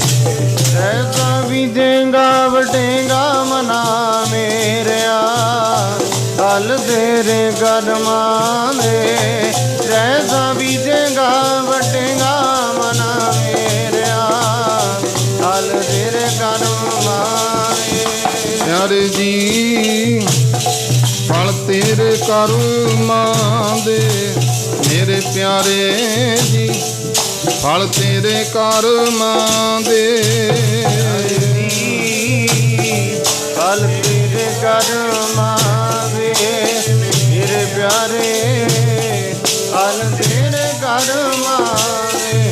ਪਿਆਰੇ ਜੀ ਫਲ ਤੇਰੇ ਕਰਮਾਂ ਦੇ, ਮੇਰੇ ਪਿਆਰੇ ਫਲ ਤੇਰੇ ਕਰਮਾਂ ਦੇ। ਜੈਸਾ ਬੀਜੇਗਾ ਵੱਢੇਗਾ ਮਨਾ ਮੇਰਿਆ, ਫਲ ਤੇਰੇ ਕਰਮਾਂ ਦੇ। ਜੈਸਾ ਬੀਜੇਗਾ ਵੱਢੇਗਾ ਮਨਾ ਮੇਰਿਆ, ਫਲ ਤੇਰੇ ਕਰਮਾਂ ਦੇ। ਜੈਸਾ ਬੀਜੇਗਾ ਵੱਢੇਗਾ ਮਨਾ ਮੇਰਿਆ, ਫਲ ਤੇਰੇ ਕਰਮਾਂ ਦੇ। ਜੈਸਾ ਬੀਜੇਗਾ ਵੱਢੇਗਾ ਮਨਾ ਮੇਰਿਆ, ਫਲ ਤੇਰੇ ਕਰਮਾਂ ਦੇ। ਜੈਸਾ ਬੀਜੇਗਾ ਵੱਢੇਗਾ ਮਨਾ ਮੇਰਿਆ, ਫਲ ਤੇਰੇ ਕਰਮਾਂ ਦੇ। ਜੈਸਾ ਬੀਜੇਗਾ ਵੱਢੇਗਾ ਮਨਾ ਮੇਰਿਆ, ਫਲ ਤੇਰੇ ਕਰਮਾਂ ਦੇ। ਕਿੱਥੋਂ ਭਾਲਦਾ ਬਜੌਰੀ ਮੇਵੇ, ਬੀਜ ਬੀਜੇ ਕਿਕਰਾਂ ਦੇ। ਕਿੱਥੋਂ ਭਾਲਦਾ ਬਜੌਰੀ ਮੇਵੇ, ਬੀਜ ਬੀਜੇ ਕਿਕਰਾਂ ਦੇ। ਭਾਲਦਾ ਬਜੌਰੀ ਮੇਵੇ, ਬੀਜ ਬੀਜੇ ਕਿਕਰਾਂ। ਕਿੱਥੋਂ ਭਾਲਦਾ ਬਜੌਰੀ ਮੇਵੇ, ਬੀਜ ਬੀਜੇ ਕਿਕਰਾਂ ਦੇ। ਭਾਲਦਾ ਬਜੌਰੀ ਮੇਵੇ, ਬੀਜ ਬੀਜੇ ਕਿਕਰਾਂ ਦੇ। ਕਿੱਥੋਂ ਭਾਲਦਾ ਬਜੌਰੀ ਮੇਵੇ, ਬੀਜ ਬੀਜੇ ਕਿਕਰਾਂ ਦੇ। ਕੋਈ ਬੀਜ ਲੈ ਧਰਮ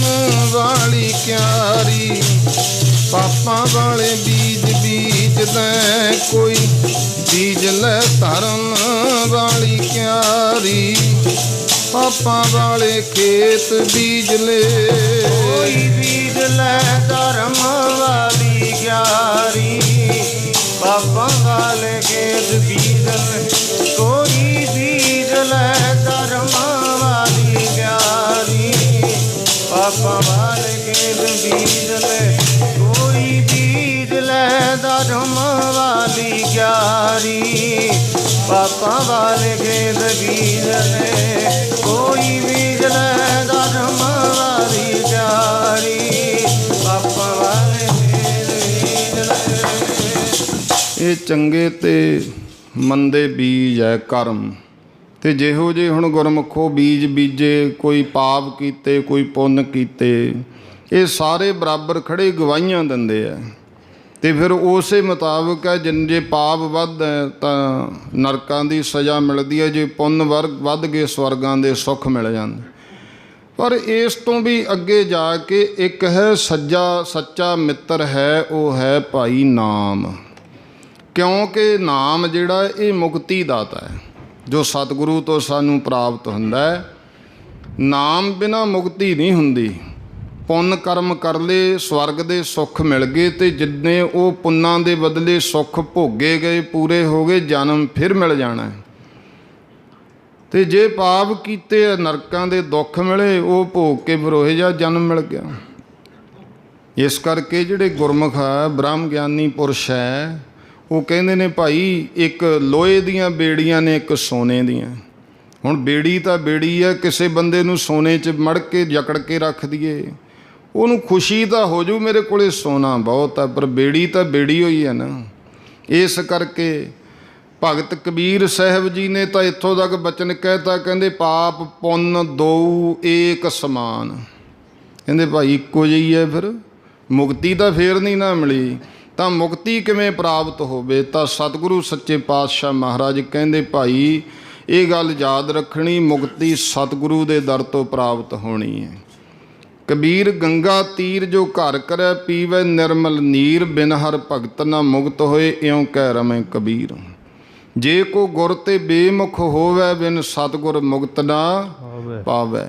ਪਾਵੈ ਮੁਕਤ ਨਾ ਹੋਰ ਥੈ, ਕੋਈ ਪੁੱਛੋ ਵਿਵੇਕੀਆਂ ਜਾਏ। ਅਨੇਕ ਜੂਨੀ ਭਰਮ ਆਵੈ, ਬਿਨ ਸਤਿਗੁਰ ਮੁਕਤ ਨਾ ਪਾਏ। ਫਿਰ ਮੁਕਤ ਪਾਏ ਲਾਗ ਚਰਨੀ, ਸਤਿਗੁਰੂ ਸ਼ਬਦ ਸੁਣਾਏ। ਕਹੈ ਨਾਨਕ ਵਿਚਾਰ ਦੇਖੋ, ਬਿਨ ਸਤਿਗੁਰ ਮੁਕਤ ਨਾ ਪਾਏ। ਗੁਰਾਂ ਬਿਨਾ ਮੁਕਤੀ ਪ੍ਰਾਪਤ ਨਹੀਂ ਹੁੰਦੀ ਹੈ। ਉਹ ਭਾਵੇਂ ਗੰਗਾ ਦੇ ਕਿਨਾਰੇ ਘਰ ਪਾਲੀ, ਮੁਕਤੀ ਨਹੀਂ ਮਿਲਣੀ ਨਾਮ ਤੋਂ ਬਿਨਾ। ਭਾਵੇਂ ਗੰਗਾ ਦੇ ਕਿਨਾਰੇ ਘਰ ਪਾ ਲਈ, ਮੁਕਤੀ ਨਾ ਮਿਲਣੀ ਨਾਮ ਤੋਂ ਬਿਨਾ। ਗੰਗਾ ਦੇ ਕਿਨਾਰੇ ਘਰ ਪਾ ਲਈ, ਮਿਲਣੀ ਨਾਮ ਤੋਂ ਬਿਨਾ। ਉਹ ਭਾਵੇਂ ਗੰਗਾ ਦੇ ਕਿਨਾਰੇ ਘਰ ਪਾ ਲਈ, ਨਹੀਂ ਮਿਲਣੀ ਨਾਮ ਤੋਂ ਬਿਨਾ। ਭਾਵੇਂ ਗੰਗਾ ਦੇ ਕਿਨਾਰੇ ਘਰ ਪਾ ਲਈ, ਮੁਕਤੀ ਨਹੀਂ ਮਿਲਣੀ ਨਾਮ ਤੋਂ। ਉਹ ਭਾਵੇਂ ਗੰਗਾ ਦੇ ਕਿਨਾਰੇ ਘਰ ਪਾ ਲਈ, ਮੁਕਤੀ ਨਹੀਂ ਮਿਲਣੀ। ਪਿਆਰੇ ਜੀ ਮੁਕਤੀ ਨਾ ਮਿਲਣੀ ਨਾਮ ਤੋਂ ਬਿਨਾ। ਮੇਰੇ ਪਿਆਰੇ ਮੁਕਤੀ ਨਹੀਂ ਮਿਲਣੀ ਨਾਮ ਤੋਂ ਬਿਨਾ। ਮੁਕਤੀ ਨਹੀਂ ਮਿਲਣੀ ਨਾਮ ਤੋਂ। ਮੇਰੇ ਪਿਆਰੇ ਮੁਕਤੀ ਨਹੀਂ ਮਿਲਣੀ ਨਾਮ ਤੋਂ ਬਿਨਾ। ਪਿਆਰੇ ਦੀ ਮੁਕਤੀ ਨਹੀਂ ਮਿਲਣੀ ਨਾਮ ਤੋਂ ਬਿਨਾ। ਮੇਰੇ ਪਿਆਰੇ ਮੁਕਤੀ ਨਹੀਂ ਮਿਲਣੀ ਨਾਮ ਤੋਂ ਬਿਨਾ। ਹਾਂ ਭਾਵੇਂ ਗੰਗਾ ਦੇ ਕਿਨਾਰੇ ਘਰ ਪਾ ਲਈ, ਮੁਕਤੀ ਨਾ ਮਿਲਣੀ ਨਾਮ ਤੋਂ ਬਿਨਾ। ਭਾਵੇਂ ਗੰਗਾ ਦੇ ਕਿਨਾਰੇ ਘਰ ਪਾ ਲਈ, ਮੁਕਤੀ ਨਾ ਮਿਲਣੀ ਨਾਮ ਤੋਂ ਬਿਨਾ। ਗੰਗਾ ਦੇ ਕਿਨਾਰੇ ਘਰ ਪਾ ਲਈ,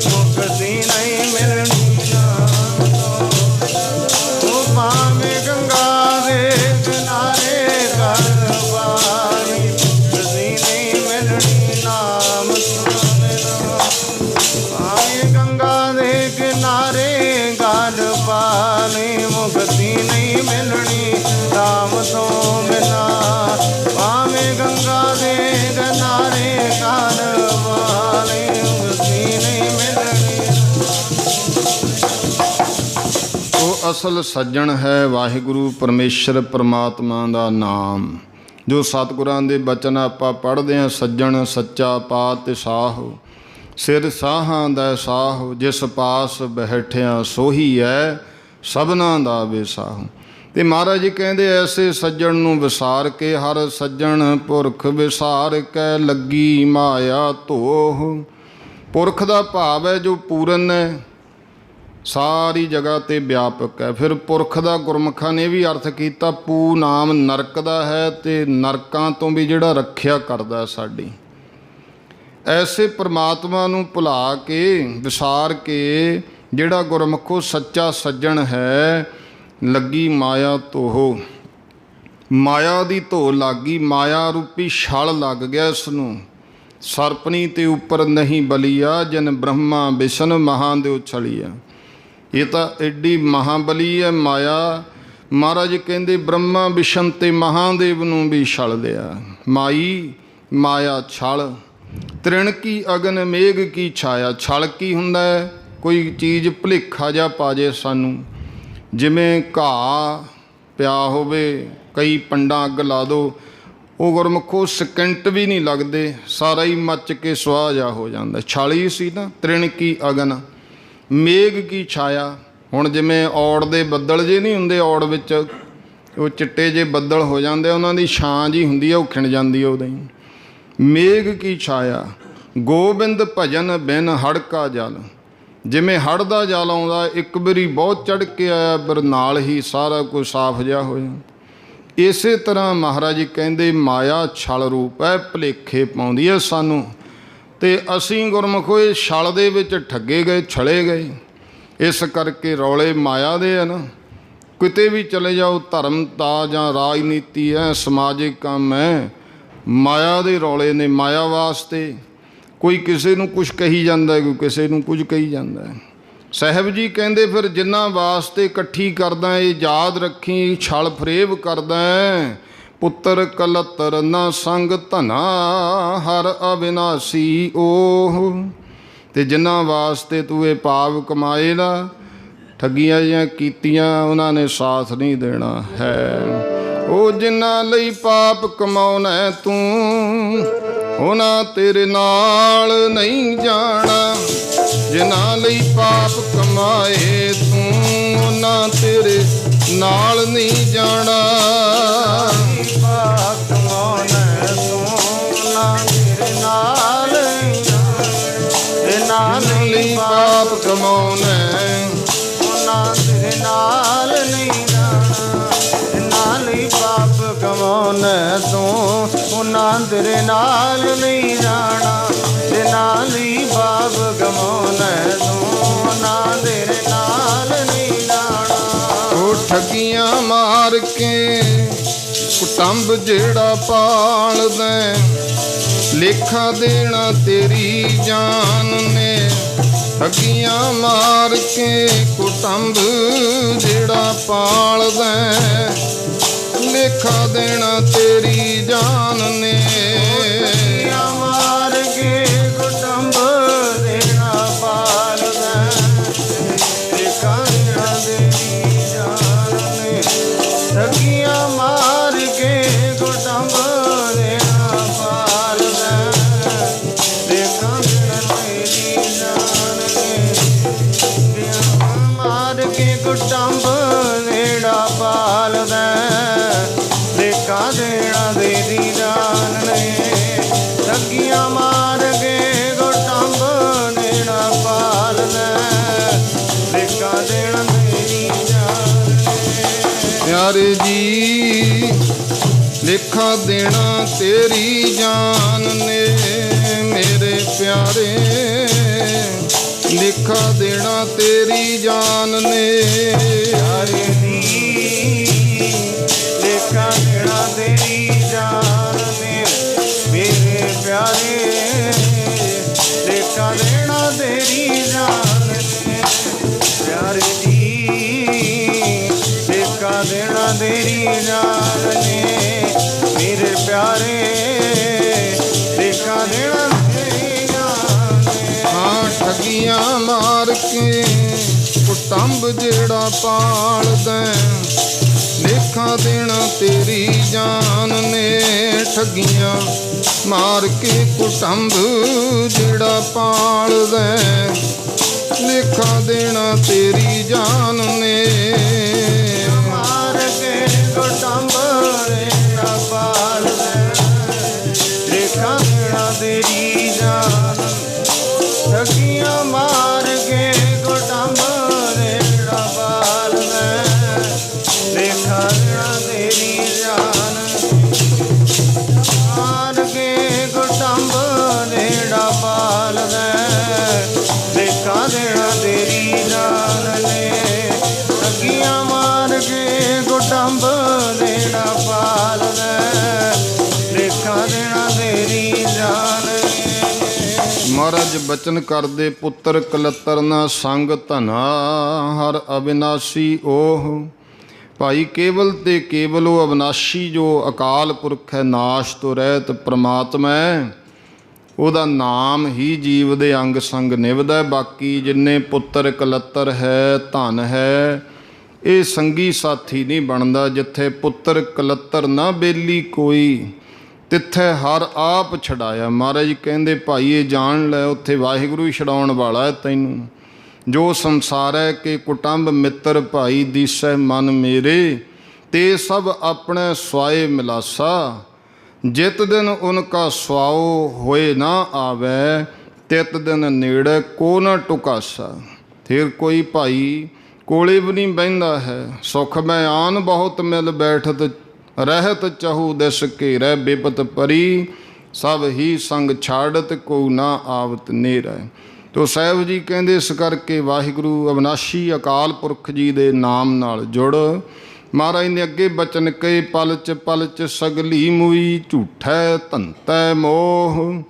ਆ ਜਿੰਨੀ ਭਾਈ ਲੁਕਾਈ ਹੈ ਪਲਚ ਪਲਚ ਕੇ ਉਲਝ ਉਲਝ ਕੇ ਝੂਠੇ ਧੰਦਿਆਂ ਵਿੱਚ ਮਰ ਗਈ।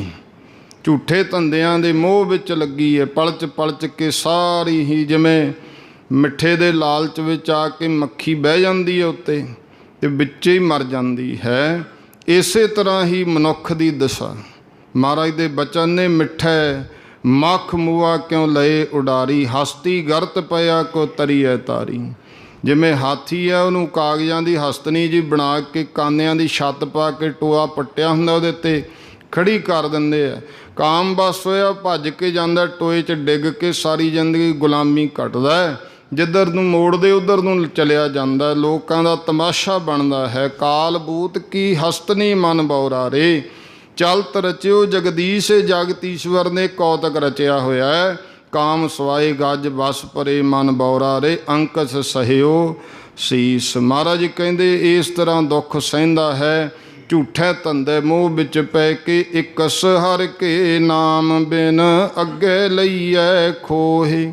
ਤੇ ਯਾਦ ਰੱਖੀ ਇੱਕ ਪਰਮੇਸ਼ਰ ਦੇ ਨਾਮ ਤੋਂ ਬਿਨਾਂ ਇਹ ਤੇਰਾ ਸਾਰਾ ਕੁਝ ਬਾਕੀ ਖੋਇਆ ਜਾਣਾ। ਕਰਮ ਧਰਮ ਪਾਖੰਡ ਜੋ ਦੀਸੈ, ਤਿਨ ਜਮ ਜਗਾਤੀ ਲੂਟੈ। ਨਿਰਵਾਣ ਕੀਰਤਨ ਗਾਵੋ ਕਰਤੇ ਕਾ, ਨਿਮਖ ਸਿਮਰਤ ਜਿਤ ਛੂਟੈ।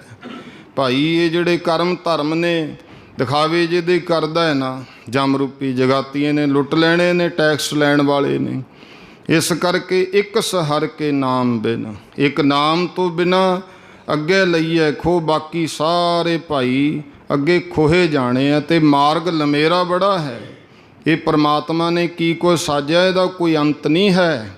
ਆਪਾਂ ਭਾਵੇਂ ਕਿ ਬਹੁਤ ਕੁਝ ਪਿਆ ਹੈ, ਇਹ ਵੱਖਰੀ ਗੱਲ ਹੈ। ਬਈ ਅੱਜ ਕੱਲ੍ਹ ਜਿਵੇਂ ਕੋਈ ਤਰਕ ਬੁੱਧੀ ਹੋ ਗਈ, ਉਹ ਕਹਿੰਦੇ ਅੱਗਾ ਉੱਗਾ ਕਿਹਨੇ ਵੇਖਿਆ, ਨਹੀਂ ਵੇਖਿਆ ਤਾਂ ਵੱਖਰੀ ਗੱਲ ਹੈ। ਜੇ ਆਪਾਂ ਚੀਜ਼ ਕੋਈ ਵੇਖੀ ਨਹੀਂ ਹੈ, ਪਰ ਇਹਦਾ ਮਤਲਬ ਇਹ ਨਹੀਂ ਕਿ ਉਹ ਹੈ ਹੀ ਨਹੀਂ ਹੈ।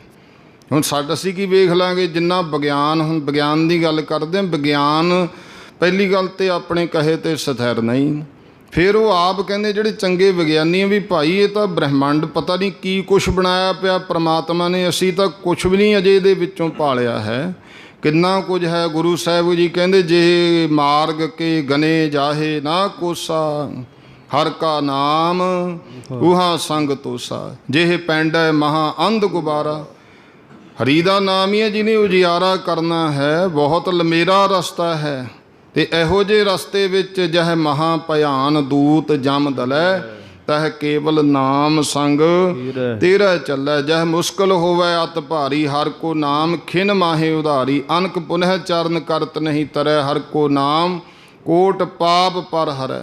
ਗੁਰਮੁਖ ਨਾਮ ਜਪੋ ਮਨ ਮੇਰੇ ਨਾਨਕ ਪਾਵੋ ਸੂਖ ਕਨੇਰੇ। ਇਹ ਤਾਂ ਫਿਰ ਤੇਤੋਂ ਜਿੰਨਾ ਵੀ ਹੈ ਖੋਲਿਆ ਜਾਣਾ। ਜਮ ਜਾਗਾਤੀ ਦੂਜੈ ਭਾਏ ਕਰ ਲਾਏ ਨਾਮਹੁ ਭੁੱਲੇ ਦੇ ਸਜਾਏ। ਫਿਰ ਜਿਹੜੇ ਨਾਮ ਤੋਂ ਭੁੱਲੇ ਨੇ ਉਹਨਾਂ ਨੂੰ ਸਜ਼ਾ ਮਿਲਦੀ ਹੈ, ਕਿਉਂਕਿ ਸਾਰਾ ਇੱਕ ਇਹ ਵੀ ਹੈ ਕਿ ਹਿਸਾਬ ਕਿਤਾਬ ਕੋਈ ਆਉਂ ਨਹੀਂ। ਮਾਸੇ ਮਾਸੇ ਦਾ ਵੀ ਹਿਸਾਬ ਹੋਣਾ।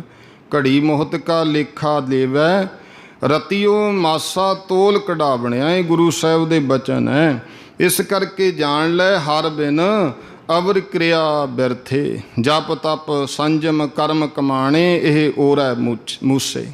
ਇਹ ਤੇਰੇ ਉਰੇ ਉਰੇ ਹੀ ਠੱਗ ਲੈਣੇ ਆ ਜਿਹੜੇ ਫਿਰ ਤੂੰ ਕਰਮ ਧਰਮ ਕੀਤੇ। ਜੇ ਵਾਹਿਗੁਰੂ ਪਰਮੇਸ਼ਰ ਦਾ ਸਿਮਰਨ ਨਹੀਂ ਕੀਤਾ। ਅੱਗੇ ਮਹਾਰਾਜ ਬਚਨ ਕਰਦੇ ਦਈਓ ਵਿਸਾਰ ਵਿਗੁਚਣਾ ਪ੍ਰਭ ਬਿਨ ਅਵਰ ਨਾ ਕੋਈ।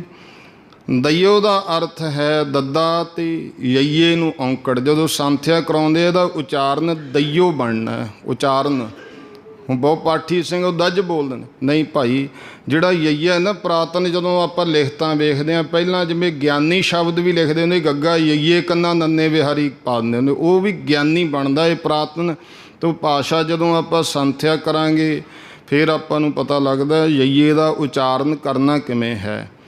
ਦਈਓ ਵਿਸਾਰ ਵਿਗੁਚਣਾ। ਦਈਓ ਦਾ ਭਾਵ ਕੀ ਹੁੰਦਾ? ਜੋ ਸਾਰੀ ਸਾਨੂੰ ਪ੍ਰੇਰਨਾ ਦਿੰਦਾ ਹੈ। ਜਗਤ ਨੂੰ ਪ੍ਰੇਰ ਕੇ ਚਲਾਉਣ ਵਾਲਾ ਕੌਣ ਹੈ? ਕਰਤਾ ਹੈ ਨਾ, ਪਰਮਾਤਮਾ। ਇਹਦਾ ਭਾਵ ਕੀ ਹੈ? ਦਈਓ ਦਾ ਪ੍ਰੇਰਕ ਵਾਹਿਗੁਰੂ ਜੀ। ਵਿਗੁਚਣਾ ਉਹਨੂੰ ਅਸੀਂ ਵਿਸਾਰ ਕੇ, ਦਈਓ ਵਿਸਾਰ ਵਿਗੁਚਣਾ। ਵਿਗੁਚਣਾ ਕਹਿੰਦੇ ਨੇ ਖੁਆਰ ਹੋਣਾ। ਜੀਵਨ ਖੁਆਰ ਹੋ ਰਿਹਾ ਪਰਮਾਤਮਾ ਨੂੰ ਭੁਲਾ ਕੇ। ਜੀਵਨ ਵਿੱਚ ਖੁਆਰੀਆਂ ਨੇ। ਆਪਾਂ ਵੇਖਦੇ ਹਾਂ ਸੰਸਾਰ ਦੇ ਉੱਤੇ ਪਰਮਾਤਮਾ ਦੇ ਨਾਮ ਤੋਂ ਭੁੱਲੇ ਹੋਏ ਜੀਵਨ ਖੁਆਰ ਹੋ ਰਿਹਾ। ਪ੍ਰਭ ਬਿਨ ਅਵਰ ਨਾ ਕੋਈ, ਕਿਉਂਕਿ ਪਰਮੇਸ਼ਰ ਬਿਨਾ ਕੋਈ ਸਹਾਈ ਹੁੰਦਾ ਨਹੀਂ ਹੈ। ਅਕਾਲ ਪੁਰਖ ਬਿਨਾ ਕੋਈ ਰਾਖਾ ਨਹੀਂ। ਮੇਰੇ ਮਨ ਹਰ ਹਰ ਨਾਮ ਧਿਆਏ ਨਾਮ ਸਹਾਈ ਸਦਾ ਸੰਗ ਆਗੇ ਲਏ ਛਡਾਏ। ਇਹ ਅੱਗੇ ਵੀ ਛਡਾ ਲੂਗਾ ਜੇ ਅਸੀਂ ਪਰਮੇਸ਼ਰ ਦਾ ਨਾਮ, ਜੇ ਵਾਹਿਗੁਰੂ ਪਰਮਾਤਮਾ ਨੂੰ ਭੁੱਲ ਗਏ ਤਾਂ ਫਿਰ ਗੁਰੂ ਸਾਹਿਬ ਜੀ ਕਹਿੰਦੇ ਭਾਈ ਇਹ ਗੱਲ ਯਾਦ ਰੱਖਣੀ। ਵਿਆਪਨ ਸਭੇ ਰੋਗ ਰਾਮ ਤੇ ਭੁੱਲਿਆ, ਰਾਮ ਤੇ ਭੁੱਲਿਆ। ਵਿਆਪਨ ਸਭੇ ਰੋਗ ਰਾਮ ਤੇ ਭੁੱਲਿਆ, ਰਾਮ ਤੇ ਭੁੱਲਿਆ। ਵਿਆਪਨ ਸਭੇ ਰੋਗ ਰਾਮ ਤੇ ਭੁੱਲਿਆ, ਰਾਮ ਤੇ ਭੁੱਲਿਆ। ਵਿਆਪਨ ਸਭੇ ਰੋਗ ਰਾਮ ਤੇ ਭੁੱਲਿਆ, ਰਾਮ ਤੇ ਭੁੱਲਿਆ। ਵਿਆਪਨ ਸਭੇ ਰੋਗ ਰਾਮ ਦੇ ਭੁੱਲਿਆ, ਰਾਮ ਤੇ ਭੁੱਲਿਆ। ਵਿਆਪਨ ਸਭੇ ਰੋਗ ਰਾਮ ਤੇ ਭੁੱਲਿਆ, ਰਾਮ ਤੇ ਭੁੱਲਿਆ। ਹਾਂਜੀ, ਵਿਆਪਨ ਸਭੇ ਰੋਗ ਰਾਮ ਤੇ ਭੁੱਲਿਆ, ਰਾਮ ਤੇ ਭੁੱਲਿਆ। ਵਿਆਪਨ ਸਭੇ ਰੋਗ ਰਾਮ ਤੇ ਭੁੱਲਿਆ, ਰਾਮ ਤੇ ਭੁੱਲਿਆ। ਵਿਆਪਨ ਸਭੇ ਰੋਗ ਰਾਮ ਤੇ ਭੁੱਲਿਆ, ਰਾਮ ਤੇ ਭੁੱਲਿਆ। ਵਿਆਪਨ ਸਭੇ ਰੋਗ ਰਾਮ ਤੇ ਭੁੱਲਿਆ, ਰਾਮ ਤੇ ਭੁੱਲਿਆ। ਵਿਆਪਨ ਸਭੇ ਰੋਗ ਰਾਮ ਤੇ ਭੁੱਲਿਆ, ਰਾਮ ਤੇ ਭੁੱਲਿਆ। ਵਿਆਪਨ ਸਭੇ ਰੋਗ ਰਾਮ ਤੇ ਭੁੱਲਿਆ, ਰਾਮ।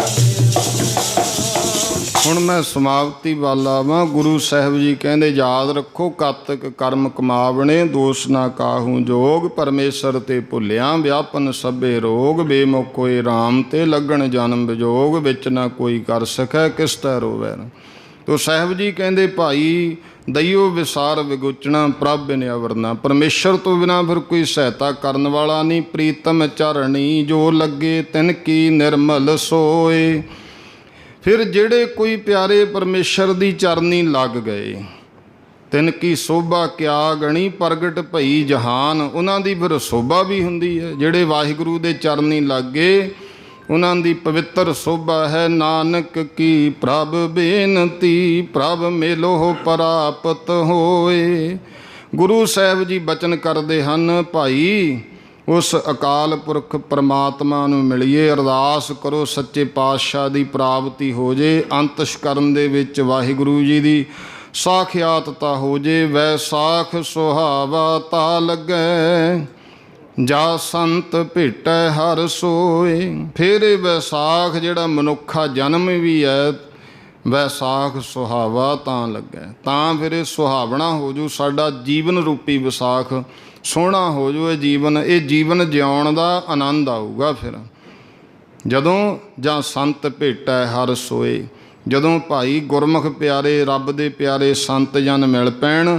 ਕਿਹੜੇ ਸੰਤ? ਸੰਤ ਸਹਾਈ ਰਾਮ ਕੇ ਕਰ ਕਿਰਪਾ ਦੀਆ ਮਿਲਾਏ, ਜਿਨ੍ਹਾਂ ਸਾਸ ਗਿਰਾਸ ਨਾ ਵਿਸਰੈ, ਹਰ ਨਾਮਾ ਮਨ ਮੰਤ, ਧਨ ਸੇ ਸਈ ਨਾਨਕਾ ਪੂਰਨ ਸੋਈ ਸੰਤ। ਐਸੇ ਕੋਈ ਰੱਬ ਦੇ ਪਿਆਰੇ ਮਿਲ ਪੈਣ ਤਾਂ ਫਿਰ ਇਹ ਜੀਵਨ ਸਫਲ ਹੋ ਜਾਂਦਾ। ਕਿਉਂ ਹੋ ਜਾਂਦਾ? ਕਿਉਂਕਿ ਉਹ ਪਰਮਾਤਮਾ ਨਾਲ ਜੋੜ ਦਿੰਦੇ ਆ।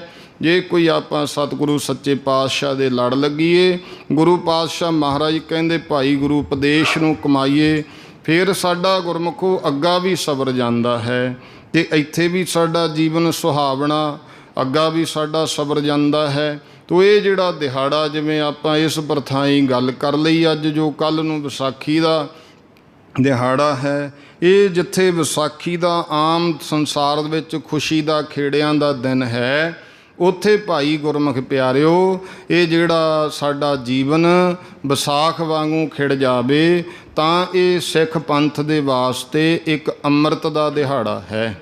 ਅਤੇ ਅਸੀਂ ਖੰਡੇ ਬਾਟੇ ਦੀ ਪਾਹਲ ਲਈਏ।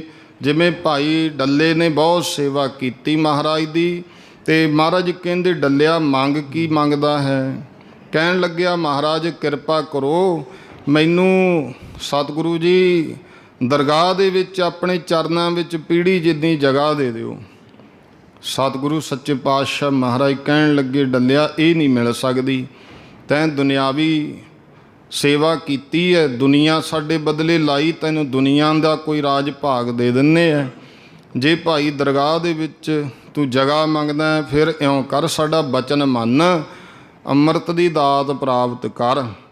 ਤਾਂ ਫਿਰ ਪੀੜ੍ਹੀ ਕੀ? ਮਹਾਰਾਜ ਕਹਿੰਦੇ ਮੰਜੇ ਡਹਿ ਜਾਣਗੇ। ਭਾਵ ਕੀ ਵੀ ਫਿਰ ਕੋਈ ਰੋਕ ਟੋਕ ਨਹੀਂ। ਜਿਹੇ ਦਰ ਜਾਵਤ, ਜਿਹ ਦਰ ਆਵਤ ਜਾਤਿਓ, ਹਟ ਕੇ ਨਾਹੀ ਕੋਏ, ਸੋ ਦਰ ਕੈਸੇ ਛੋਡੀਐ, ਜੋ ਦਰ ਐਸਾ ਹੋਏ। ਭਾਈ ਡੱਲੇ ਨੇ ਫਿਰ ਮਹਾਰਾਜ ਦਾ ਬਚਨ ਮੰਨਿਆ, ਅੰਮ੍ਰਿਤ ਦੀ ਦਾਤ ਪ੍ਰਾਪਤ ਕੀਤੀ। ਸਤਿਗੁਰੂ ਜੀ ਨੇ ਹੋਕਾ ਦਿੱਤਾ ਫਿਰ ਦਮਦਮਾ ਸਾਹਿਬ ਦੀ ਧਰਤੀ ਤੇ ਭਾਈ ਗੁਰਮੁਖ ਪਿਆਰਿਓ ਆ ਜੀਵਨ ਸਫਲ ਕਰਨਾ ਆਪਣਾ। ਜੋ ਵਿਸ਼ਾ ਵਿਚਾਰ ਇੱਥੋਂ ਹੀ ਆਰੰਭ ਹੋਈ ਸੀ ਕਿ ਮਨੁੱਖਾ ਜਨਮ ਦੀ ਸਫਲਤਾ ਕਿਵੇਂ ਪ੍ਰਾਪਤ ਹੋਵੇ, ਸਤਿਗੁਰੂ ਮਹਾਰਾਜ ਬਚਨ ਕਰਦੇ ਨੇ। ਇਹ ਸਾਰਿਆਂ ਲਈ ਹੀ ਬਚਨ ਹੈ। ਪੀਵੋ ਪਾਹੁਲ ਖੰਡੇ ਤਾਰ ਹੋਵੇ ਜਨਮ ਸੁਹੇਲਾ, ਪੀਵੋ ਪਾਹੁਲ ਖੰਡੇ ਤਾਰ ਹੋਵੇ ਜਨਮ ਸੁਹੇਲਾ।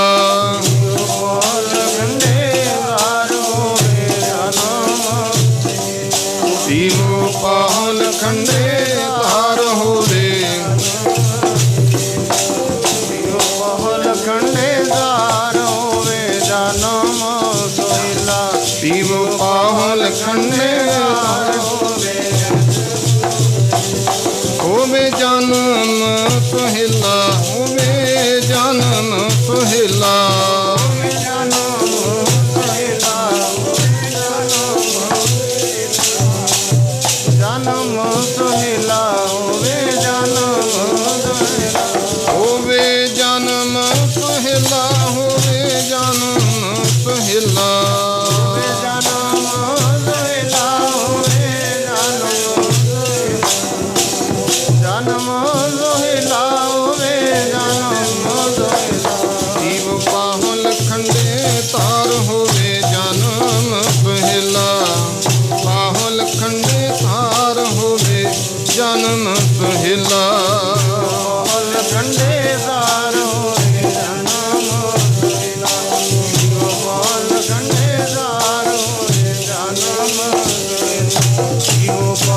ਖੰਡੇ ਤਾਰ ਹੋਵੇ ਜਨਮ ਸੁਹੇਲਾ।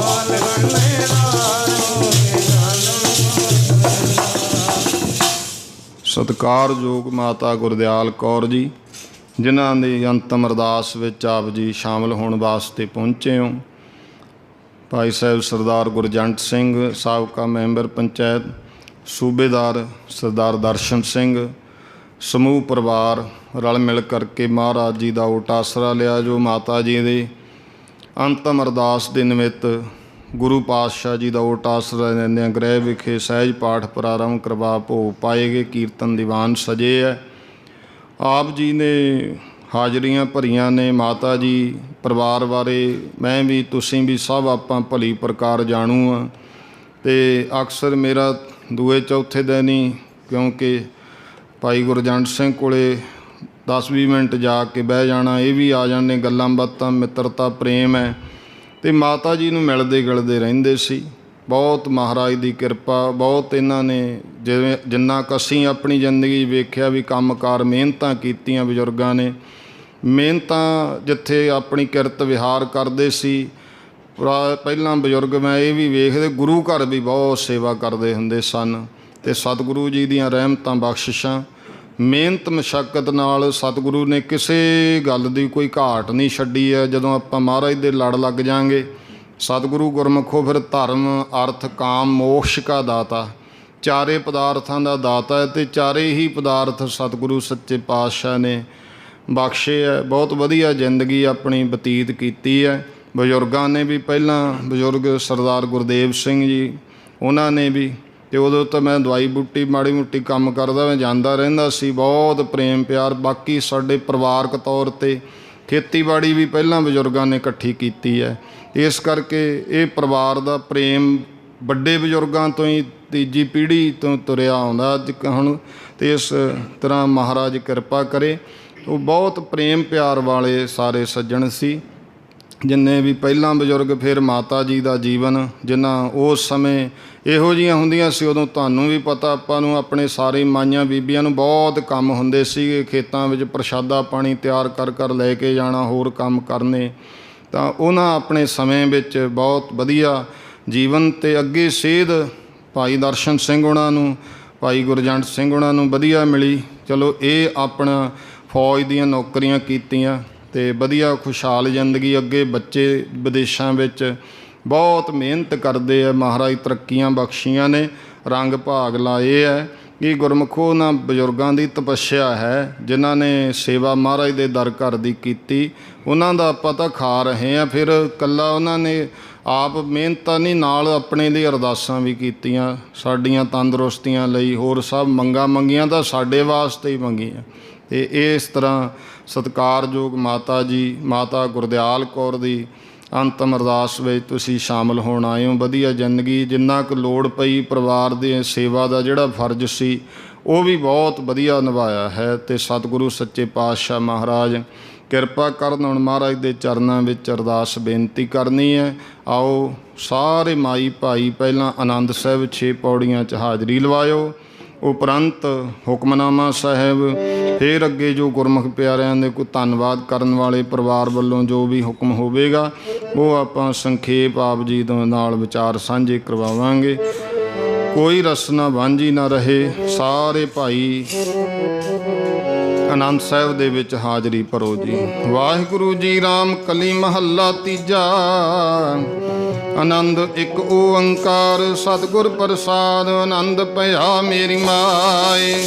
ਸਤਿਗੁਰੂ ਮੈਂ ਪਾਇਆ, ਸਤਿਗੁਰ ਤਾਂ ਪਾਇਆ ਸਹਿਜ ਸਿਧੀ। ਮਨ ਵਸਿਆ ਵਧਾਈਆਂ, ਰਾਖ ਰਤਨ ਪਰਵਾਰ ਭਰੀਆਂ, ਸ਼ਬਦ ਗਾਵਣ ਆਈਆ। ਸ਼ਬਦੋ ਗਾਵੋ ਹਰੀ ਕੇਰਾ, ਮਨ ਜਿਨੀ ਵਸਾਇਆ।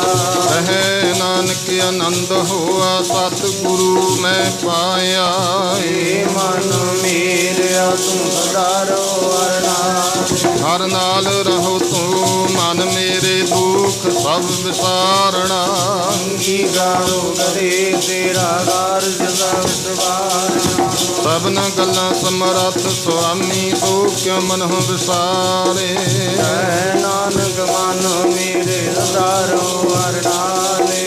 ਸਾਚੇ ਸਾਹਿਬ ਕਿਆ ਨਾਹੀ ਘਰ ਤੇਰਾ। ਘਰ ਤਾਂ ਤੇਰਾ ਸਭ ਕਿਛ ਹੈ, ਜਿਸ ਦੇ ਤੂੰ ਪਾਵੇ।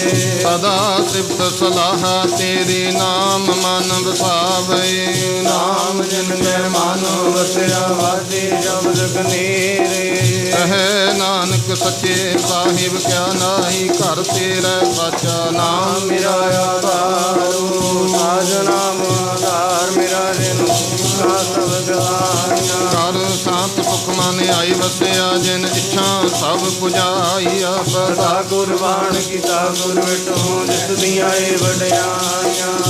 ਕਹਿ ਨਾਨਕ ਸੁਣੋ ਸੰਤੋ ਸ਼ਬਦ ਤਰਹੁ ਪਿਆਰੋ ਸਾਚਾ ਨਾਮ। ਨਾਮ ਮੇਰਾ ਆਧਾਰੂ ਵਾਜੇ ਪੰਜ ਸ਼ਬਦ ਘਰ ਸੁਭਾਗੈ। ਘਰ ਸੁਭਾਗੈ ਸ਼ਬਦ ਵਾਜੇ ਕਲਾ ਜਿਤ ਘਰ ਧਾਰੀਆ।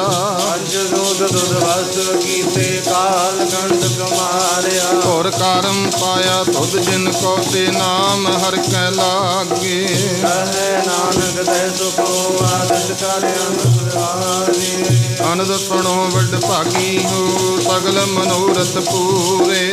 ਪਾਰ ਬ੍ਰਹਮ ਪ੍ਰਭ ਪਾਇਆ ਉਤਰੇ ਸਗਲ ਵਿਸੂਰੇ। ਦੁਖ ਰੋਗ ਸੰਤਾਪ ਉਤਰੇ ਸੁਣੀ ਸੱਚੀ ਬਾਣੀ। ਅੰਤ ਰਾਜਨ ਪਏ ਦਰਦੇ ਪੂਰੇ ਗੁਰ ਤੇ ਜਾਣੀ। ਹੁਣ ਤੇ ਪੁਨੀਤ ਕਹਤੇ ਪਵਿੱਤ ਸਤਿਗੁਰ ਰਹਿਆ ਭਰ ਪੂਰੇ। ਬੰਦ ਨਾਨਕ ਗੁਰ ਚਰਨ ਲਾਗੇ ਵਾਜੇ ਅਨਹਦ ਦੂਰ। ਸੁਨੋ ਪਵਨ ਗੁਰੂ ਪਾਣੀ ਪਿਤਾ ਮਾਤਾ ਧਰਤ ਮਹਤ। ਨਿਤ ਰਾਤ ਦੁਇਦਾਈ ਰਾਇਆ ਦਿਲੈ ਸਗਲ ਜਗਤ। ਚੰਗਿਆਈਆ ਬੁਰਿਆਈਆ ਵਾਚੈ ਧਰਮ ਹਦੂਰ। ਕਰਮੀ ਆਪੋ ਆਪਣੀ ਕੇ ਨੇੜੇ ਗੇ ਦੂਰ। ਜਿਨੇ ਨਾਮ ਧਿਆਇਆ ਗਏ ਮਸਕਤ ਕਾਲ। ਨਾਨਕ ਦੇ ਮੁਖ ਉਜਲੇ ਕੀਤੀ ਛੁਟੀ ਨਾਲ। ਜਿਨੇ ਨਾਮ ਧਿਆਇਆ ਗਏ ਮਸਕਤ ਕਾਲ। ਨਾਨਕ ਦੇ ਮੁਖ ਉਜਲੇ ਕੀਤੀ ਛੁਟੀ ਨਾਲ। ਵਾਹਿਗੁਰੂ ਜੀ ਕਾ ਖਾਲਸਾ ਵਾਹਿਗੁਰੂ ਜੀ ਕੀ ਫਤਿਹ। ਵਾਹਿਗੁਰੂ ਜੀ ਕਾ ਖਾਲਸਾ ਵਾਹਿਗੁਰੂ ਜੀ ਕਾ ਖਾਲਸਾ ਵਾਹਿਗੁਰੂ ਜੀ ਕੀ ਫਤਿਹ। ਤੂੰ ਠਾਕੁਰ ਤੁਮ